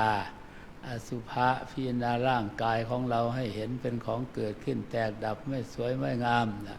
อสุภะมรณะสุดท้ายนี่ก็คือความตายถ้าเราจะบริกรรมภาวนาเป็นสมถะก็เกิดดับเกิดดับเกิดดับให้สติรู้อยู่กับเกิดดับเกิดดับเกิดดับอยู่นี่แหละอันนี้เป็นบทคำสอนเป็นอุบายสอนที่หลวงตาเนี่ยได้รับจากองค์หลวงปู่ชอบฐานะสโมตั้งแต่ที่บวชเป็นพระพรรษาที่2นู่น2515หลวงปู่ก็ให้อุบายอันนี้ส่วนอุบายทั้งหลายทั้งปวงที่ว่าพิจารณาอย่างไงทำอุบายอย่างไงจึงรู้ว่าทุกข์ทั้งหลายทั้งปวงมันสิ้นสุดไปจากจิตใจที่ว่าปฏิบัติเพื่อให้ถึงความดับทุกข์แล้วก็รู้ว่าการปฏิบัติเราได้ทำแล้วเจริญให้มากแล้วก็นี่แหละตั้งใจกำหนดทำสติเนี่ยให้มากให้ได้สมาธิถ้ามันมากจนมันรู้ผลที่เกิดขึ้นจากการกำหนดมากก็รู้ว่าไม่พังไม่เพลินแหละแล้วการน้อมไปพิจารณาในรูปกายของเราเนี่ยก็ของเก่านี่แหละเราก็เคยทำมาพิจารณามาตั้งแต่รูปเดียงสาตั้งแต่การได้ยินคำว่าชราธัมโมหิชรังนติโตพยาธิธัมโมหิพยาธินติโตมรณะธัมโมหิมรณังอนัตติโตเราก็รู้ว่าความแก่ความเจ็บไข้ได้ป่วยความตายเนี่ยเป็นสิ่งที่ต้องมีต้องเกิดต้องเป็น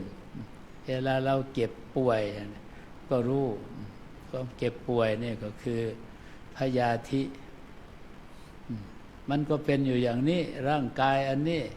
เมื่อเกิดขึ้นมาแล้วก็เจ็บป่วยเปลี่ยนแปลงความเจ็บป่วยก็คือความเปลี่ยนแปลงสุดท้ายแล้วมันจะมีอะไรเป็นเราเป็นของเราล่ะในเมื่อมันเจ็บป่วยมันก็ตายแล้วก็มันก็เปลี่ยนขึ้นมาเป็นธาตุนี่เมื่อความหลงอยู่ในดวงจิตดวงใจเนี่ยที่ไม่รู้จริงเห็นจริงในอนิจจังทุกขังอนัตตานี่แหละคือไม่เห็นจริงในสมมุติว่าสมมุตินั่นมันเป็นลักษณะแห่งความเป็นจริงทั้ง3อย่างถ้ามันเห็นความจริงเป็นจริง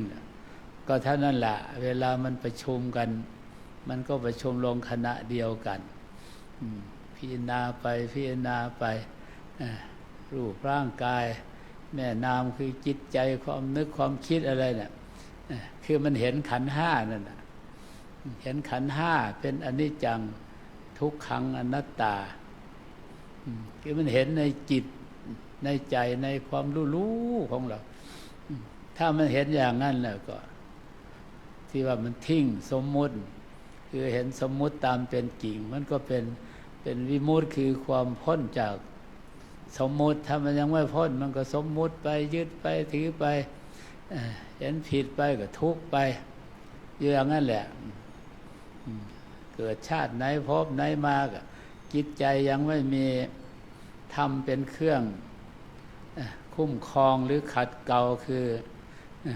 ศีลสมาธิปัญญาเนี่ยไม่ได้เจริญให้มากแล้วมันก็ยังไม่เห็นสมมุติตามเป็นจริงนี่เพราะฉะนั้นไม่มีอุบายอันใดอย่างอื่นองค์หลวงปู่ของพวกเราเนี่ยท่านก็เจริญอริยมรรคก็เจริญศีลสมาธิปัญญาสร้างสติให้มากๆแล้วนั่นก็ได้สมาธิสมาธิคือความเป็นในจิตใจของเรามันไม่เหมือนกับสมาธิที่เราได้ยินว่าสมาธิคือความตั้งใจมั่นตั้งใจมั่นเมื่อเราทำให้มากเจริญให้มากไปโดยลำดับทีแรกมันก็จะได้เป็นขณะเป็นคณิกะสมาธิอุปจารสมาธิอัปปนาสมาธิมันที่สุดของคำว่าสมาธิแน่วแน่มันก็มีที่สุดของเขาเท่านั้นแต่ที่จะพลิกให้ความรู้ความเห็นของเราเนี่ยเห็นการเกิดแก่เก็บตายหรือเห็นสภาวะทั้งหลายบรรดาที่มีในสมมุติด้วยการได้เห็นด้วยการได้ยินด้วยการได้รู้อันนั้นมันเป็นเองเราไม่ได้สร้างเราสร้างมรรคเท่านั้นสร้างมรรคสร้างโครงสร้างทางเดินเนี่ยคือเดินให้มากทำให้มากผลที่สุดคือก็เหมือนเราเดินทางล่ะเราเดินไปถึงจุดหมายปลายทางเราก็รู้ว่าที่สิ้นสุดของทางหรือจุดหมายที่เราจะไปมันก็จบลงกันเพียงเท่านั้นนี่ก็เหมือนกันเพราะฉะนั้นในวันนี้ได้อธิบายธรรมะก็เพื่อเป็นธรรมบรรณาการเป็นธรรมเครื่องต้อนรับแก่ท่านพุทธศาสนิกชนหรือลูกศิษย์ลูกหาขององค์หลวงปู่บัวเกศของพวกเราที่ได้มีเจตนาในการที่จะมาประพฤติธรรมปฏิบัติธรรมในเบื้องต้นก็ด้วยการให้ทานทำทานมาตั้งโรงทานมาให้ทานปัจจัยสี่นี่ก็เรียกเป็นการปฏิบัติธรรมเพื่อน้อมการกระทำและอานิสงส์เกิดจากการกระทำถวายบูชาพระคุณขององค์หลวงปู่ที่ท่านได้ทำมาก่อนแล้วและที่ท่านได้เป็นผู้อบรมสั่งสอนพวกเราอย่างนี้แหละด้วยการให้ทานปฏิบัติธรรมด้วยการให้ทานธรรมด้วยการเจริญสมาธิภาวนาเจริญปัญญาธรรมสติธรรมศีลธรรมรวมอยู่ในด้วยกันหมดรวมแล้วเรียกว่าทานศีลภาวนาสติธรรมสมาธิธรรมปัญญาธรรมเกิดขึ้นจากการประพฤติปฏิบัติแล้วก็เกิดขึ้นที่ใจไม่ได้เกิดขึ้นที่รู้ที่ใจเห็นที่ใจความสมมุติลงที่ใจที่ผู้รู้ตื่นเบิกบานต่อความจริงว่าไม่มีสิ่งใดเกิดไม่มีสิ่งใดดับมีแต่ทุกข์มีแต่หลงสมมุติเท่านั้นแหละเกิดรู้สมมุติตามเป็นจริงทุกข์ทั้งหลายดับไปด้วยอำนาจแห่งบุญกุศลคุณงามความดีที่คณะศิษย์อนุศิษย์ทั้งหลายได้กระทำบำเพ็ญและมีเจตนาน้อมปฏิบัติถวายบูชาต่อคุณของพระพุทธเจ้าพระธรรมพระสงฆ์และคุณของพระบูรพาจารย์คือองค์หลวงปู่บัวเกศของพวกเรานี่ก็ขออนุโมทนาในส่วนบุญกุศลทั้งหลายนี่แล้วก็ขออธิษฐานจิตด้วยเจตนาอันชอบด้วยการกระทำเหตุแห่งบุญทั้งหลายเหล่านี้ก็ขอจงเป็นกุศลเจตนาจากสติปัญญาอันชอบ น้อมถวายบูชาคุณของพระพุทธเจ้าพระธรรมพระสงฆ์และคุณขององค์หลวงปู่ถึงแม้ท่านได้จากไปก็จากไปตั้งแต่รูปสมมุติส่วนธรรมะที่เป็นสัจธรรมก็ยังอยู่ในดวงจิตดวงใจของพวกเรานั่นแหละเพราะฉะนั้นครูบาอาจารย์ท่านจึงเตือนถ้าใครอยากรู้อยากเห็นพระพุทธเจ้าอยากอยู่กับพระบรมศาสดาสัมมาสัมพุทธเจ้ากับองค์ธรรมที่พระองค์ประพฤติปฏิบัติก็ให้ประพฤติปฏิบัติเจริญศีลสมาธิปัญญาเจริญศีลทานภาวนาตามที่ท่านอบรมสั่งสอนก็ให้ระลึกถึงพุทโธธัมโมสังโฆบ่อยๆเข้าแล้วแม้เราระลึกถึงครูบาอาจารย์ก็เหมือนกันก็น้อมระลึกนึกแล้วปฏิบัติตามเหมือนกันเจริญตามคำสอนของท่านก็สอนศีลสมาธิปัญญาสอนทานศีลภาวนาเมตตานี่นั่นแหละก็เจริญตามแล้วครูบาอาจารย์พระพุทธพระธรรมพระสงฆ์หรือครูบาอาจารย์ก็จะอยู่ในดวงจิตดวงใจดวงธรรมของพวกเราตลอดเป็นอนันตการนี่ด้วยอำนาจแห่งบุญกุศลทั้งหลายที่ได้กล่าวมาแล้วและด้วยเจตนาชอบของพวกเราท่านทั้งหลายก็ขอให้เป็นพละกำลังหนุนนำดวงจิตดวงใจของพวกเราให้ประกอบด้วยศีลสมาธิปัญญาวิชาวิมุตติอันชอบให้ได้รู้ได้เห็นได้เข้าถึงอนิจจังทุกขังอนัตตาตามเป็นจริงแล้วก็ทิ้งทุกข์ทั้งหลายทั้งปวงได้ด้วยกันทุกท่านทุกคนเถิดสาธุพระธรรมเทศนาซึ่งแสดงโดยหลวงพ่อท่านพระครูเมตตากิตติคุณแห่งวัดป่าสันติกาวาสที่โปรดแสดงบูชาพระเดชพระคุณหลวงปู่พระราชวัชรปัตมคุณและมอบธรรมอันวิเศษให้แก่คณะศิษยานุศิษย์ในองค์พระเดชพระคุณหลวงปู่ลำดับนี้ไปจะเป็นการถวายบูชากันเทศก่อนที่จะถวายบูชากันเทศในธรรมเนียมล้านนานั้นพระพุทธเป็นประธานแห่งสงฆ์ขอเจริญพรเรียนเชิญคุณสุชาติกิจสุภาพสิริกุลเป็นผู้แทนคณะศิษยานุศิษย์น้อมถวายบูชากันพระพุทธครับ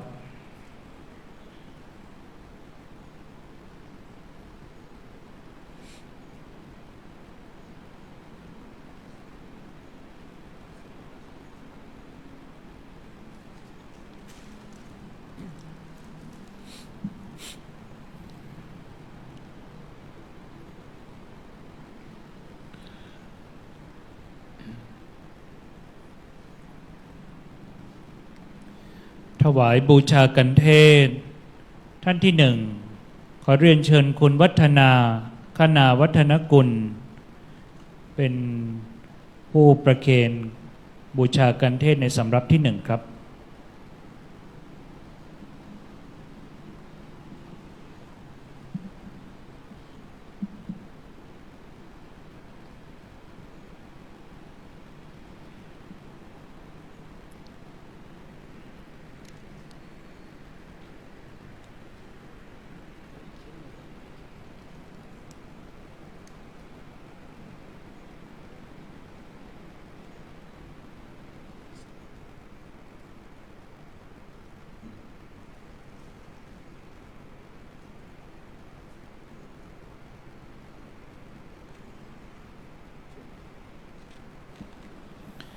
สำหรับที่สองขอเรียนเชิญคุณอารยาอึ้งเจริญครับ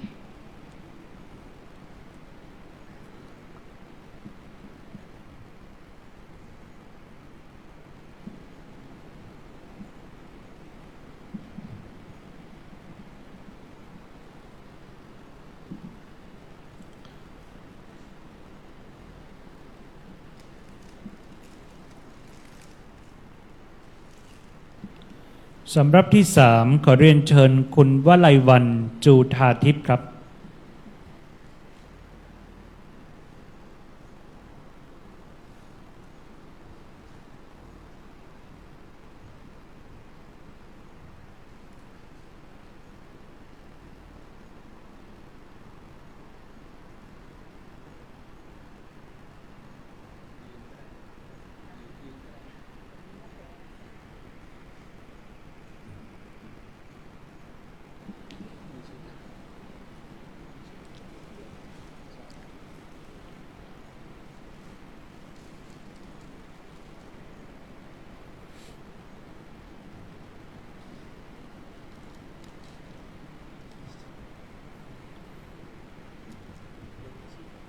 สำหรับที่4ขอเรียนเชิญคุณพรทิพย์เชื้อจันทร์ครับ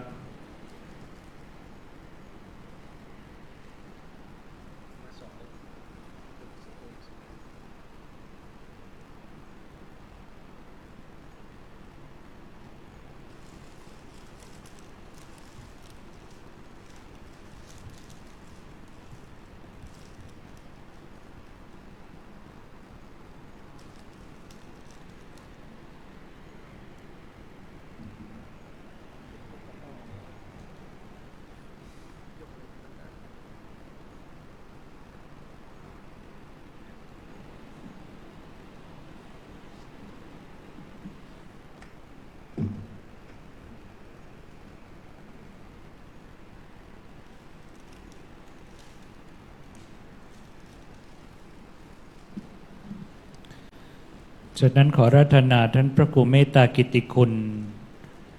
อนุโมทนากถาครับ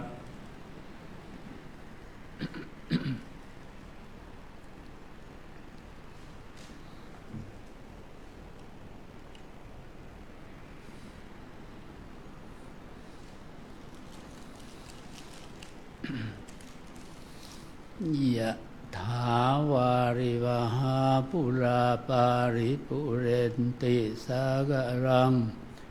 เอวะเมวะอิโตดินังเปตานังอุปกปปติอิชิตังปฏิตังตุมหังคิปะเมวะสมิสตุสัมเพปุเรนตุสังกปาจันโนปนราโสยะถามณีโชติระโสยะถาสัพพิติโยวิวัชชันตุสัพพโรโควินัสตุมาเตภวัตวันตรายโยสุขีติขายุโกภวะอภิวาทนาสีริสะนิจจังวุธาปจายโนจัตตารโอธรรมาวัฏันติอายุวันโนสุขังพรังภาวตุสัพพมังครังราคันตุสัพพันเดวตาสัพพพุทธานุภาเวนะสัพพธรรมานุภาเวนะสัพพสังฆานุภาเวนะสัทธาโสธีภาวันตุเตสาธุขอรัตนาองค์แสดงพระธรรมเทศนาลงสู่ธรรมาสน์และนั่งรับรองที่เก้าอี้รับรองเป็นประธานครับ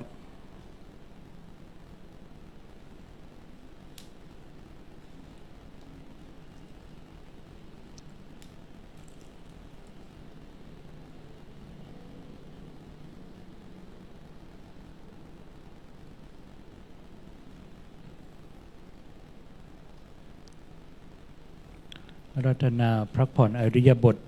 ที่เก้าอี้รับรองครับ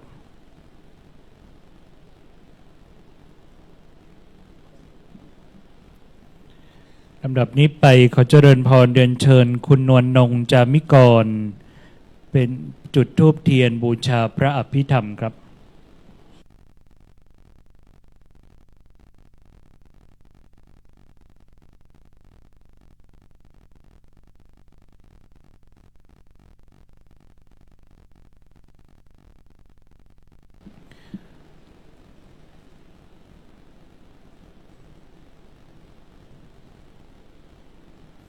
ท่านพระอาจารย์อาทิตย์อติเทพจะได้นำคณะสัมมาเนร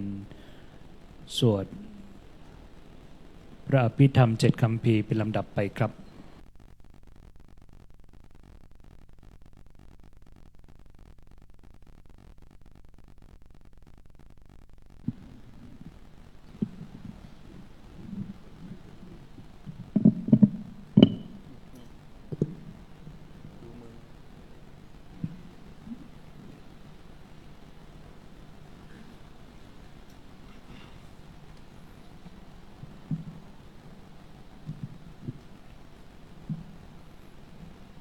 นะโมตัสสะภะคะวะโตอะระหะโตสัมมาสัมพุทธัสสะนะโมตัสสะภะคะวะโตอะระหะโตสัมมา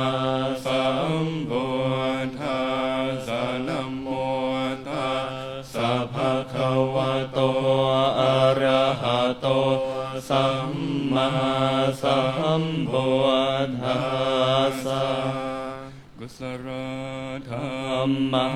อกุศลธรรมะอภยกตาธรรมะกตเมธรรมะกุศลยาสมิงสมัยเยกามวัจรังกุศลังจิตตังอุปันนังโหติโสมนัสสะสหคตายานะสัมปยุตตารูปารัมมนังวาสันธารัมมนังวาขันธารัมมนังวาราสารัมมนังวาโพธาภารัมมนังวาธรรม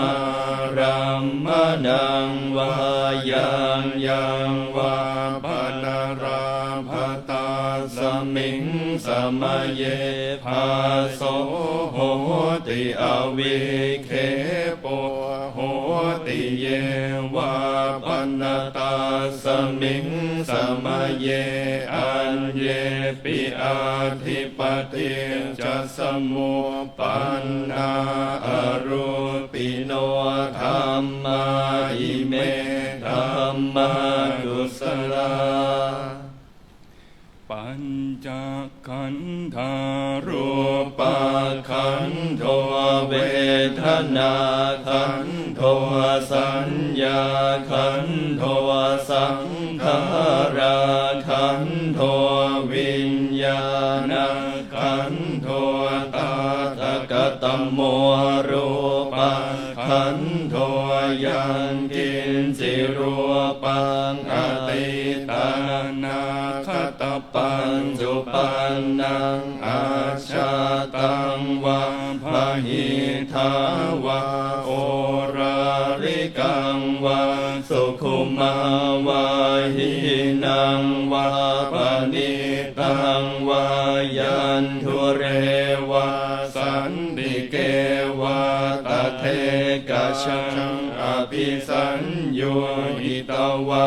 อภิสังคิปิตวะอายังวุจติรูปขันโธ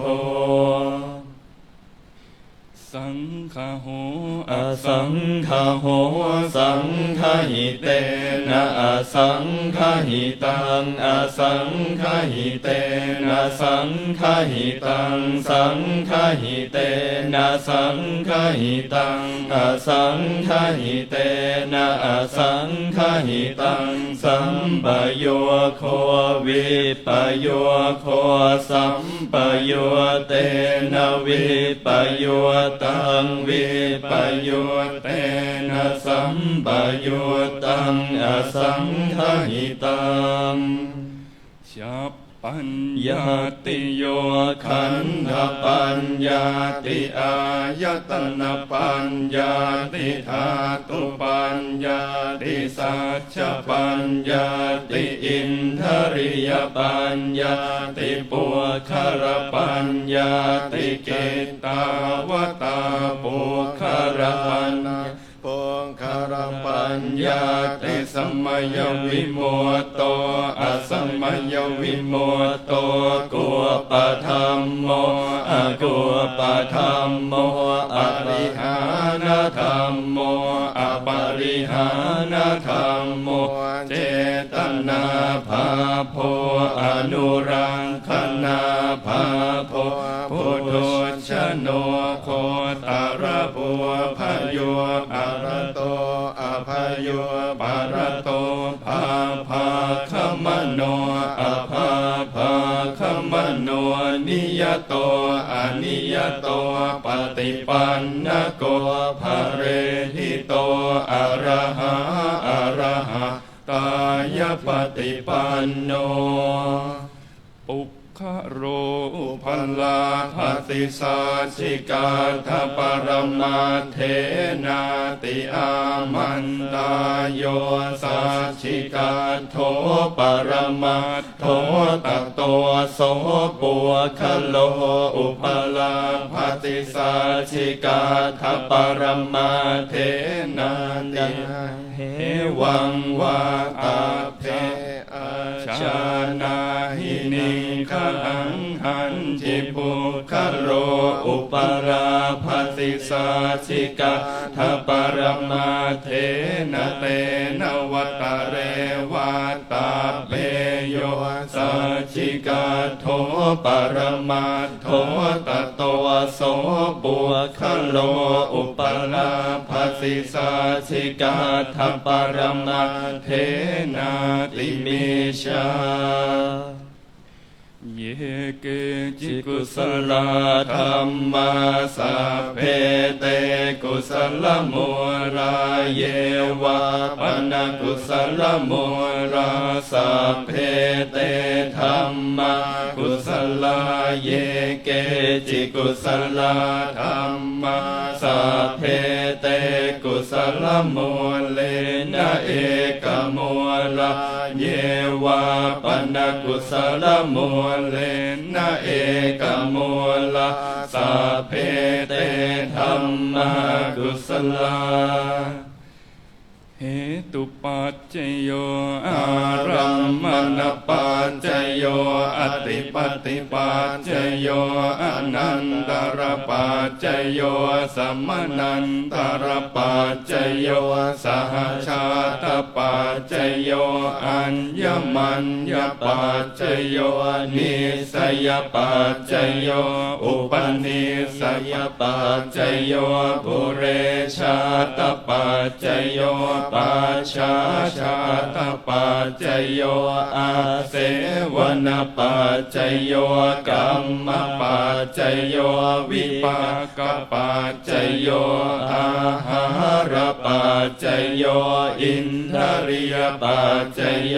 ชานะปัจจโยมัคคปัจจโยสัมปยุตตปัจจโย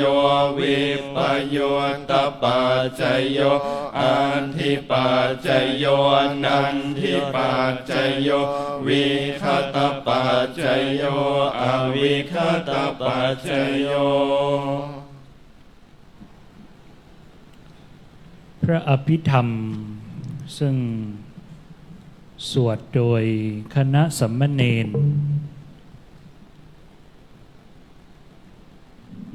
ซึ่งอีกสักครู่จะได้เชิญ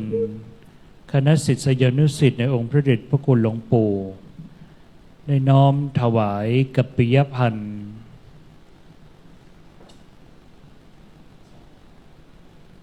นับว่าเราทั้งหลายได้ถวายเนื้อนาบุญในพระบวรพุทธศาสนา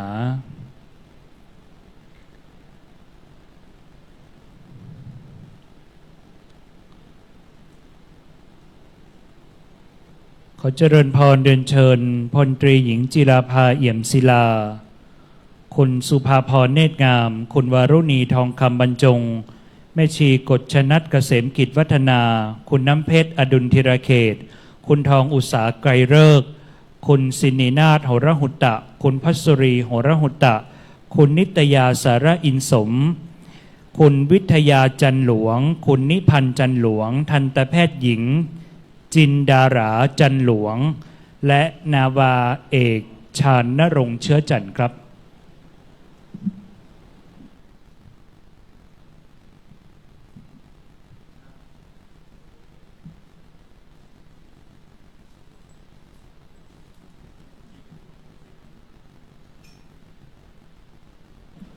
เมื่อท่านประเคนแล้วเรียนเชิญกลับที่นั่งรับรองเดิมนะครับพระเดชพระคุณหลวงพ่อพระเทพวชิราธิบดีจะได้น้อมถวายใบปวารณา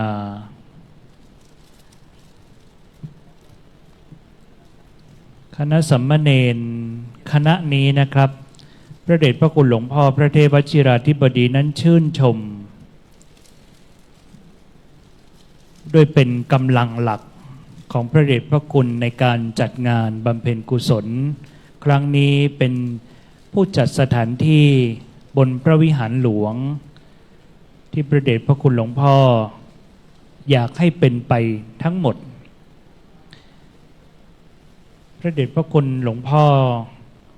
ชื่นชมอย่างหนึ่งคือสามเณรคณะนี้แบกกระสานเข้าสอบแบกกระสอบข้าวสารแบกกระสอบข้าวสารแล้ววิ่งเป็นภาพที่ประทับใจในพระเดชพระคุณหลวงพ่อซึ่งค่ำคืนนี้น้องเนนจะได้ลาพระเดชพระคุณหลวงพ่อกลับไปยังวัดที่จำพรรษานะครับน้องเนนเก็บใบปวารณาเก็บหนังสือไว้แล้วเจ้าหน้าที่จะได้เก็บผ้าห่มแล้วก็จะได้ถวายคืนเอากลับไปใช้ที่วัดนะครับบนดอยนั้นอากาศเย็นได้ถวายน้องเนนไว้ใช้ในยามที่อากาศหนาว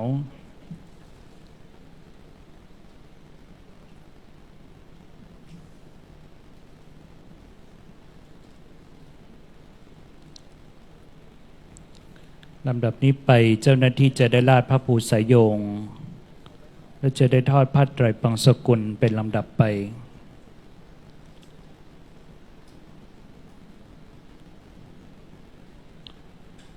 ผู้พูดนี้ก็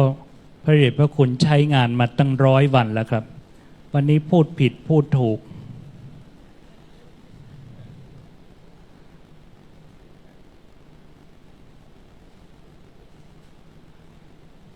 ขออนุโมทนากับคณะศิษยานุศิษย์ในองค์พระเดชพระคุณหลวงปู่ทุกท่าน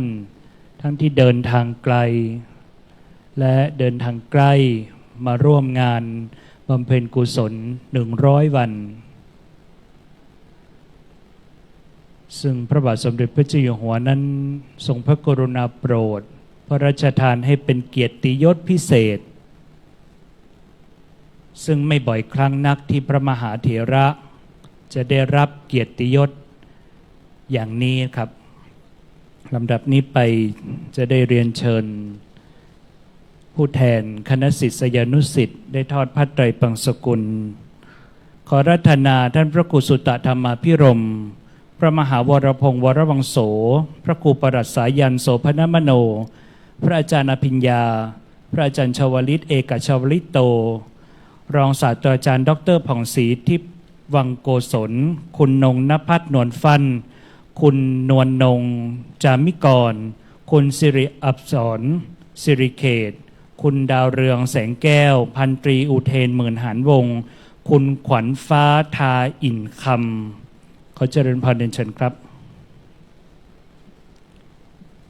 และคุณลัญชกรสิริธนังกุลครับ ผ้าไตรนี่ก็หลวงตาสมหมายเอามาทำบุญให้หลวงปู่ เอาไว้ให้เนนไปใช้เลยนะ เห็นจีวรเก่าๆ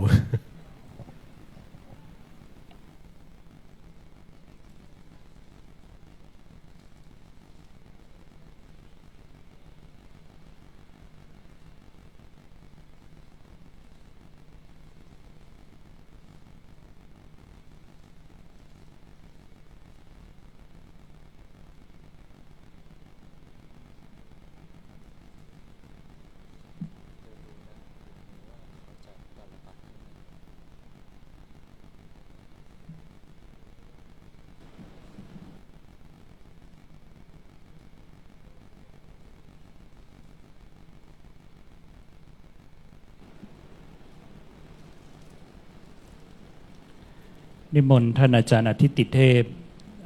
นำคณะน้องเนนพิจารณาพระไตรปิฎกสกุลและอนุโมทนาเป็นลำดับไปครับ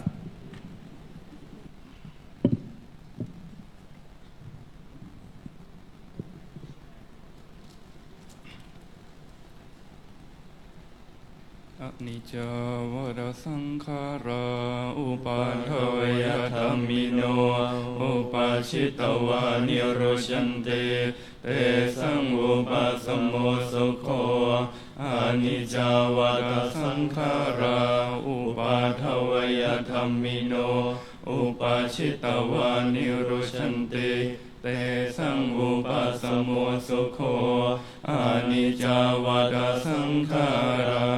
สังขารทั้งหลายไม่เที่ยงหนออุปาทวยธรรมิโนมีความเกิดขึ้นแล้วมีความเสื่อมไปเป็นธรรมดาอุปาชิตวานิโรชันติครั้นเกิดขึ้นแล้วย่อมดับไปเตสังอุปาสมโมสุโขความเข้าไปสงบระงับสังขารทั้งหลายเป็นสุขอย่างยิ่งดังนี้สัพเพสัตตา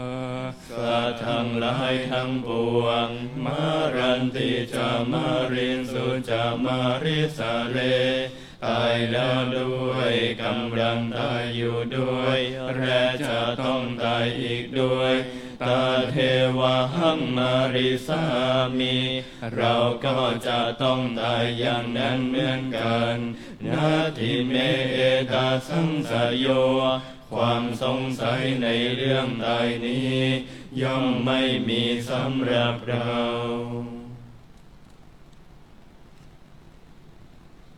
นิมนต์อนุโมทนากถาครับ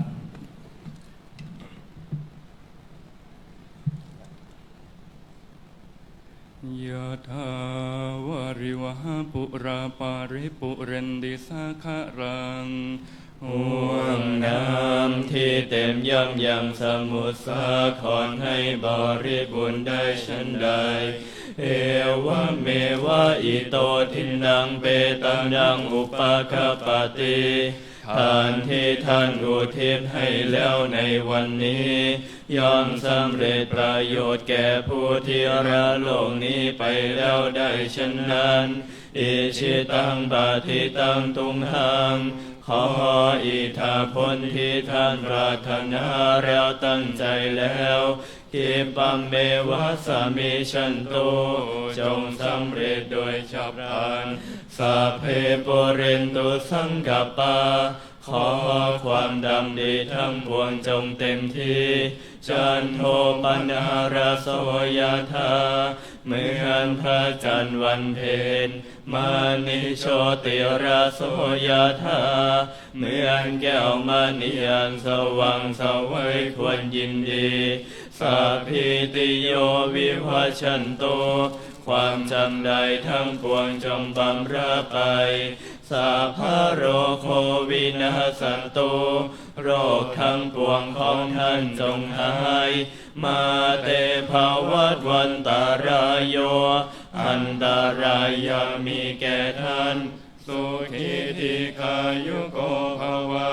ท่านจงเป็นผู้มีความสุขมีอายุยืนอภิวาทนาสิริสานิจังวุธาปัจจายโน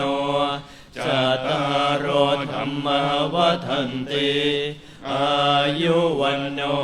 สุขังภารังธรรมสี่ประการคืออายุวันนสุขภาระย่อมเจริญแก่ผู้มีปกติกล่าวไว้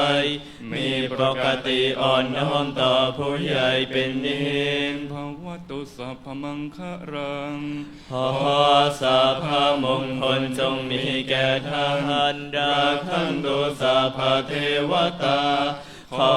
เราเทพยดาทั้งปวงจงรักษาท่านสัพพพุทธานุภาเวนะโดยอนุภาพแห่งพระพุทธเจ้าทั้งปวงสัพพธรรมานุภาเวนะโดยอนุภาพแห่งพระธรรมทั้งปวงสัพพสังฆานุภาเวนะโดยอนุภาพแห่งพระสงฆ์ทั้งปวงสัทธาโสธิภวันตุเตขอความสวัสดีทั้งหลายจงมีแก่ท่านทุกเมื่อเถิด สาธุลำดับนี้ไปขอเรียนเชิญทุกท่านน้อมจิตเป็นกุศลเจริญจิตภาวนาถวายบูชาพระเดชพระคุณหลวงปู่พระราชวัชรปัทมคุณและถวายเป็นพระราชกุศลแด่พระบาทสมเด็จพระเจ้าอยู่หัวสมเด็จพระนางเจ้าพระบรมราชินีและพระบรมวงศานุวงศ์ที่ทรงพระกรุณาโปรดถวายเกียรติยศแด่องค์พระเดชพระคุณหลวงปู่เป็นที่สุดครับ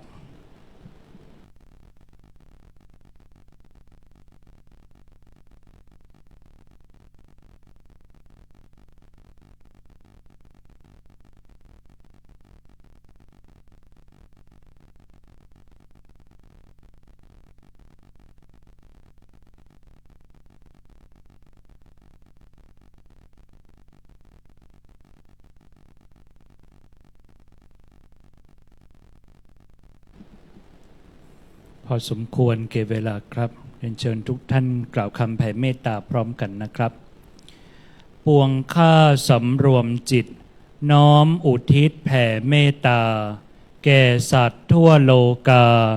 บรรดามีชีวีครองสัตว์ทั้งหลายอย่าผูกเวรคิดเคี่ยวเข็นตอบสนองสัตว์ทั้งหลายอย่าคิดปองจิตขุ่นข้องเบียดเบียนกันสัตว์ทั้งหลายจงพ้นทุกข์ประสบสุขเกษมสันต์ทุกชีวิตมีจิตมั่นเมตตากันนิรันดร์การบุญใด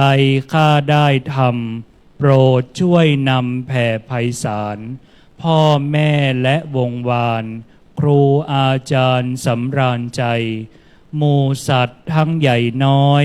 โปรดได้คอยรับบุญไว้พ้นโศกห่างโรคภัยสุขสมใจทุกท่านเทินอะระหังสัมมาสัมพุทโธภควาพุทธังภควันตังอภิวาเทมิสวากขาโตภควตาธัมโมธัมมังนะมัสสามิสุปฏิปันโนภควโตสาวกสังโฆ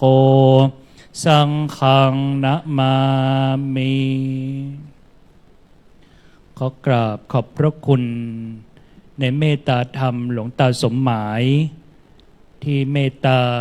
เดินทางมาจากจังหวัดอุดรธานีมารับทักษิณานุปทานตั้งแต่ภาคบ่ายและยังเมตตา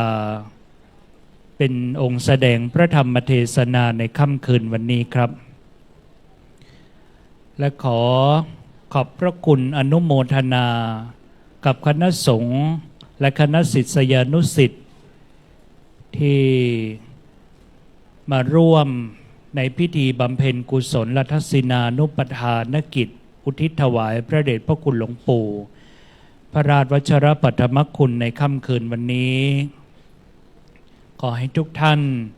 เดินทางโดยสวัสดิภาพกลับบ้านอย่างปลอดภัย นอนหลับลมเย็นเป็นสุขในทุกที่พาราตรีการท่านที่ลงไปข้างล่าง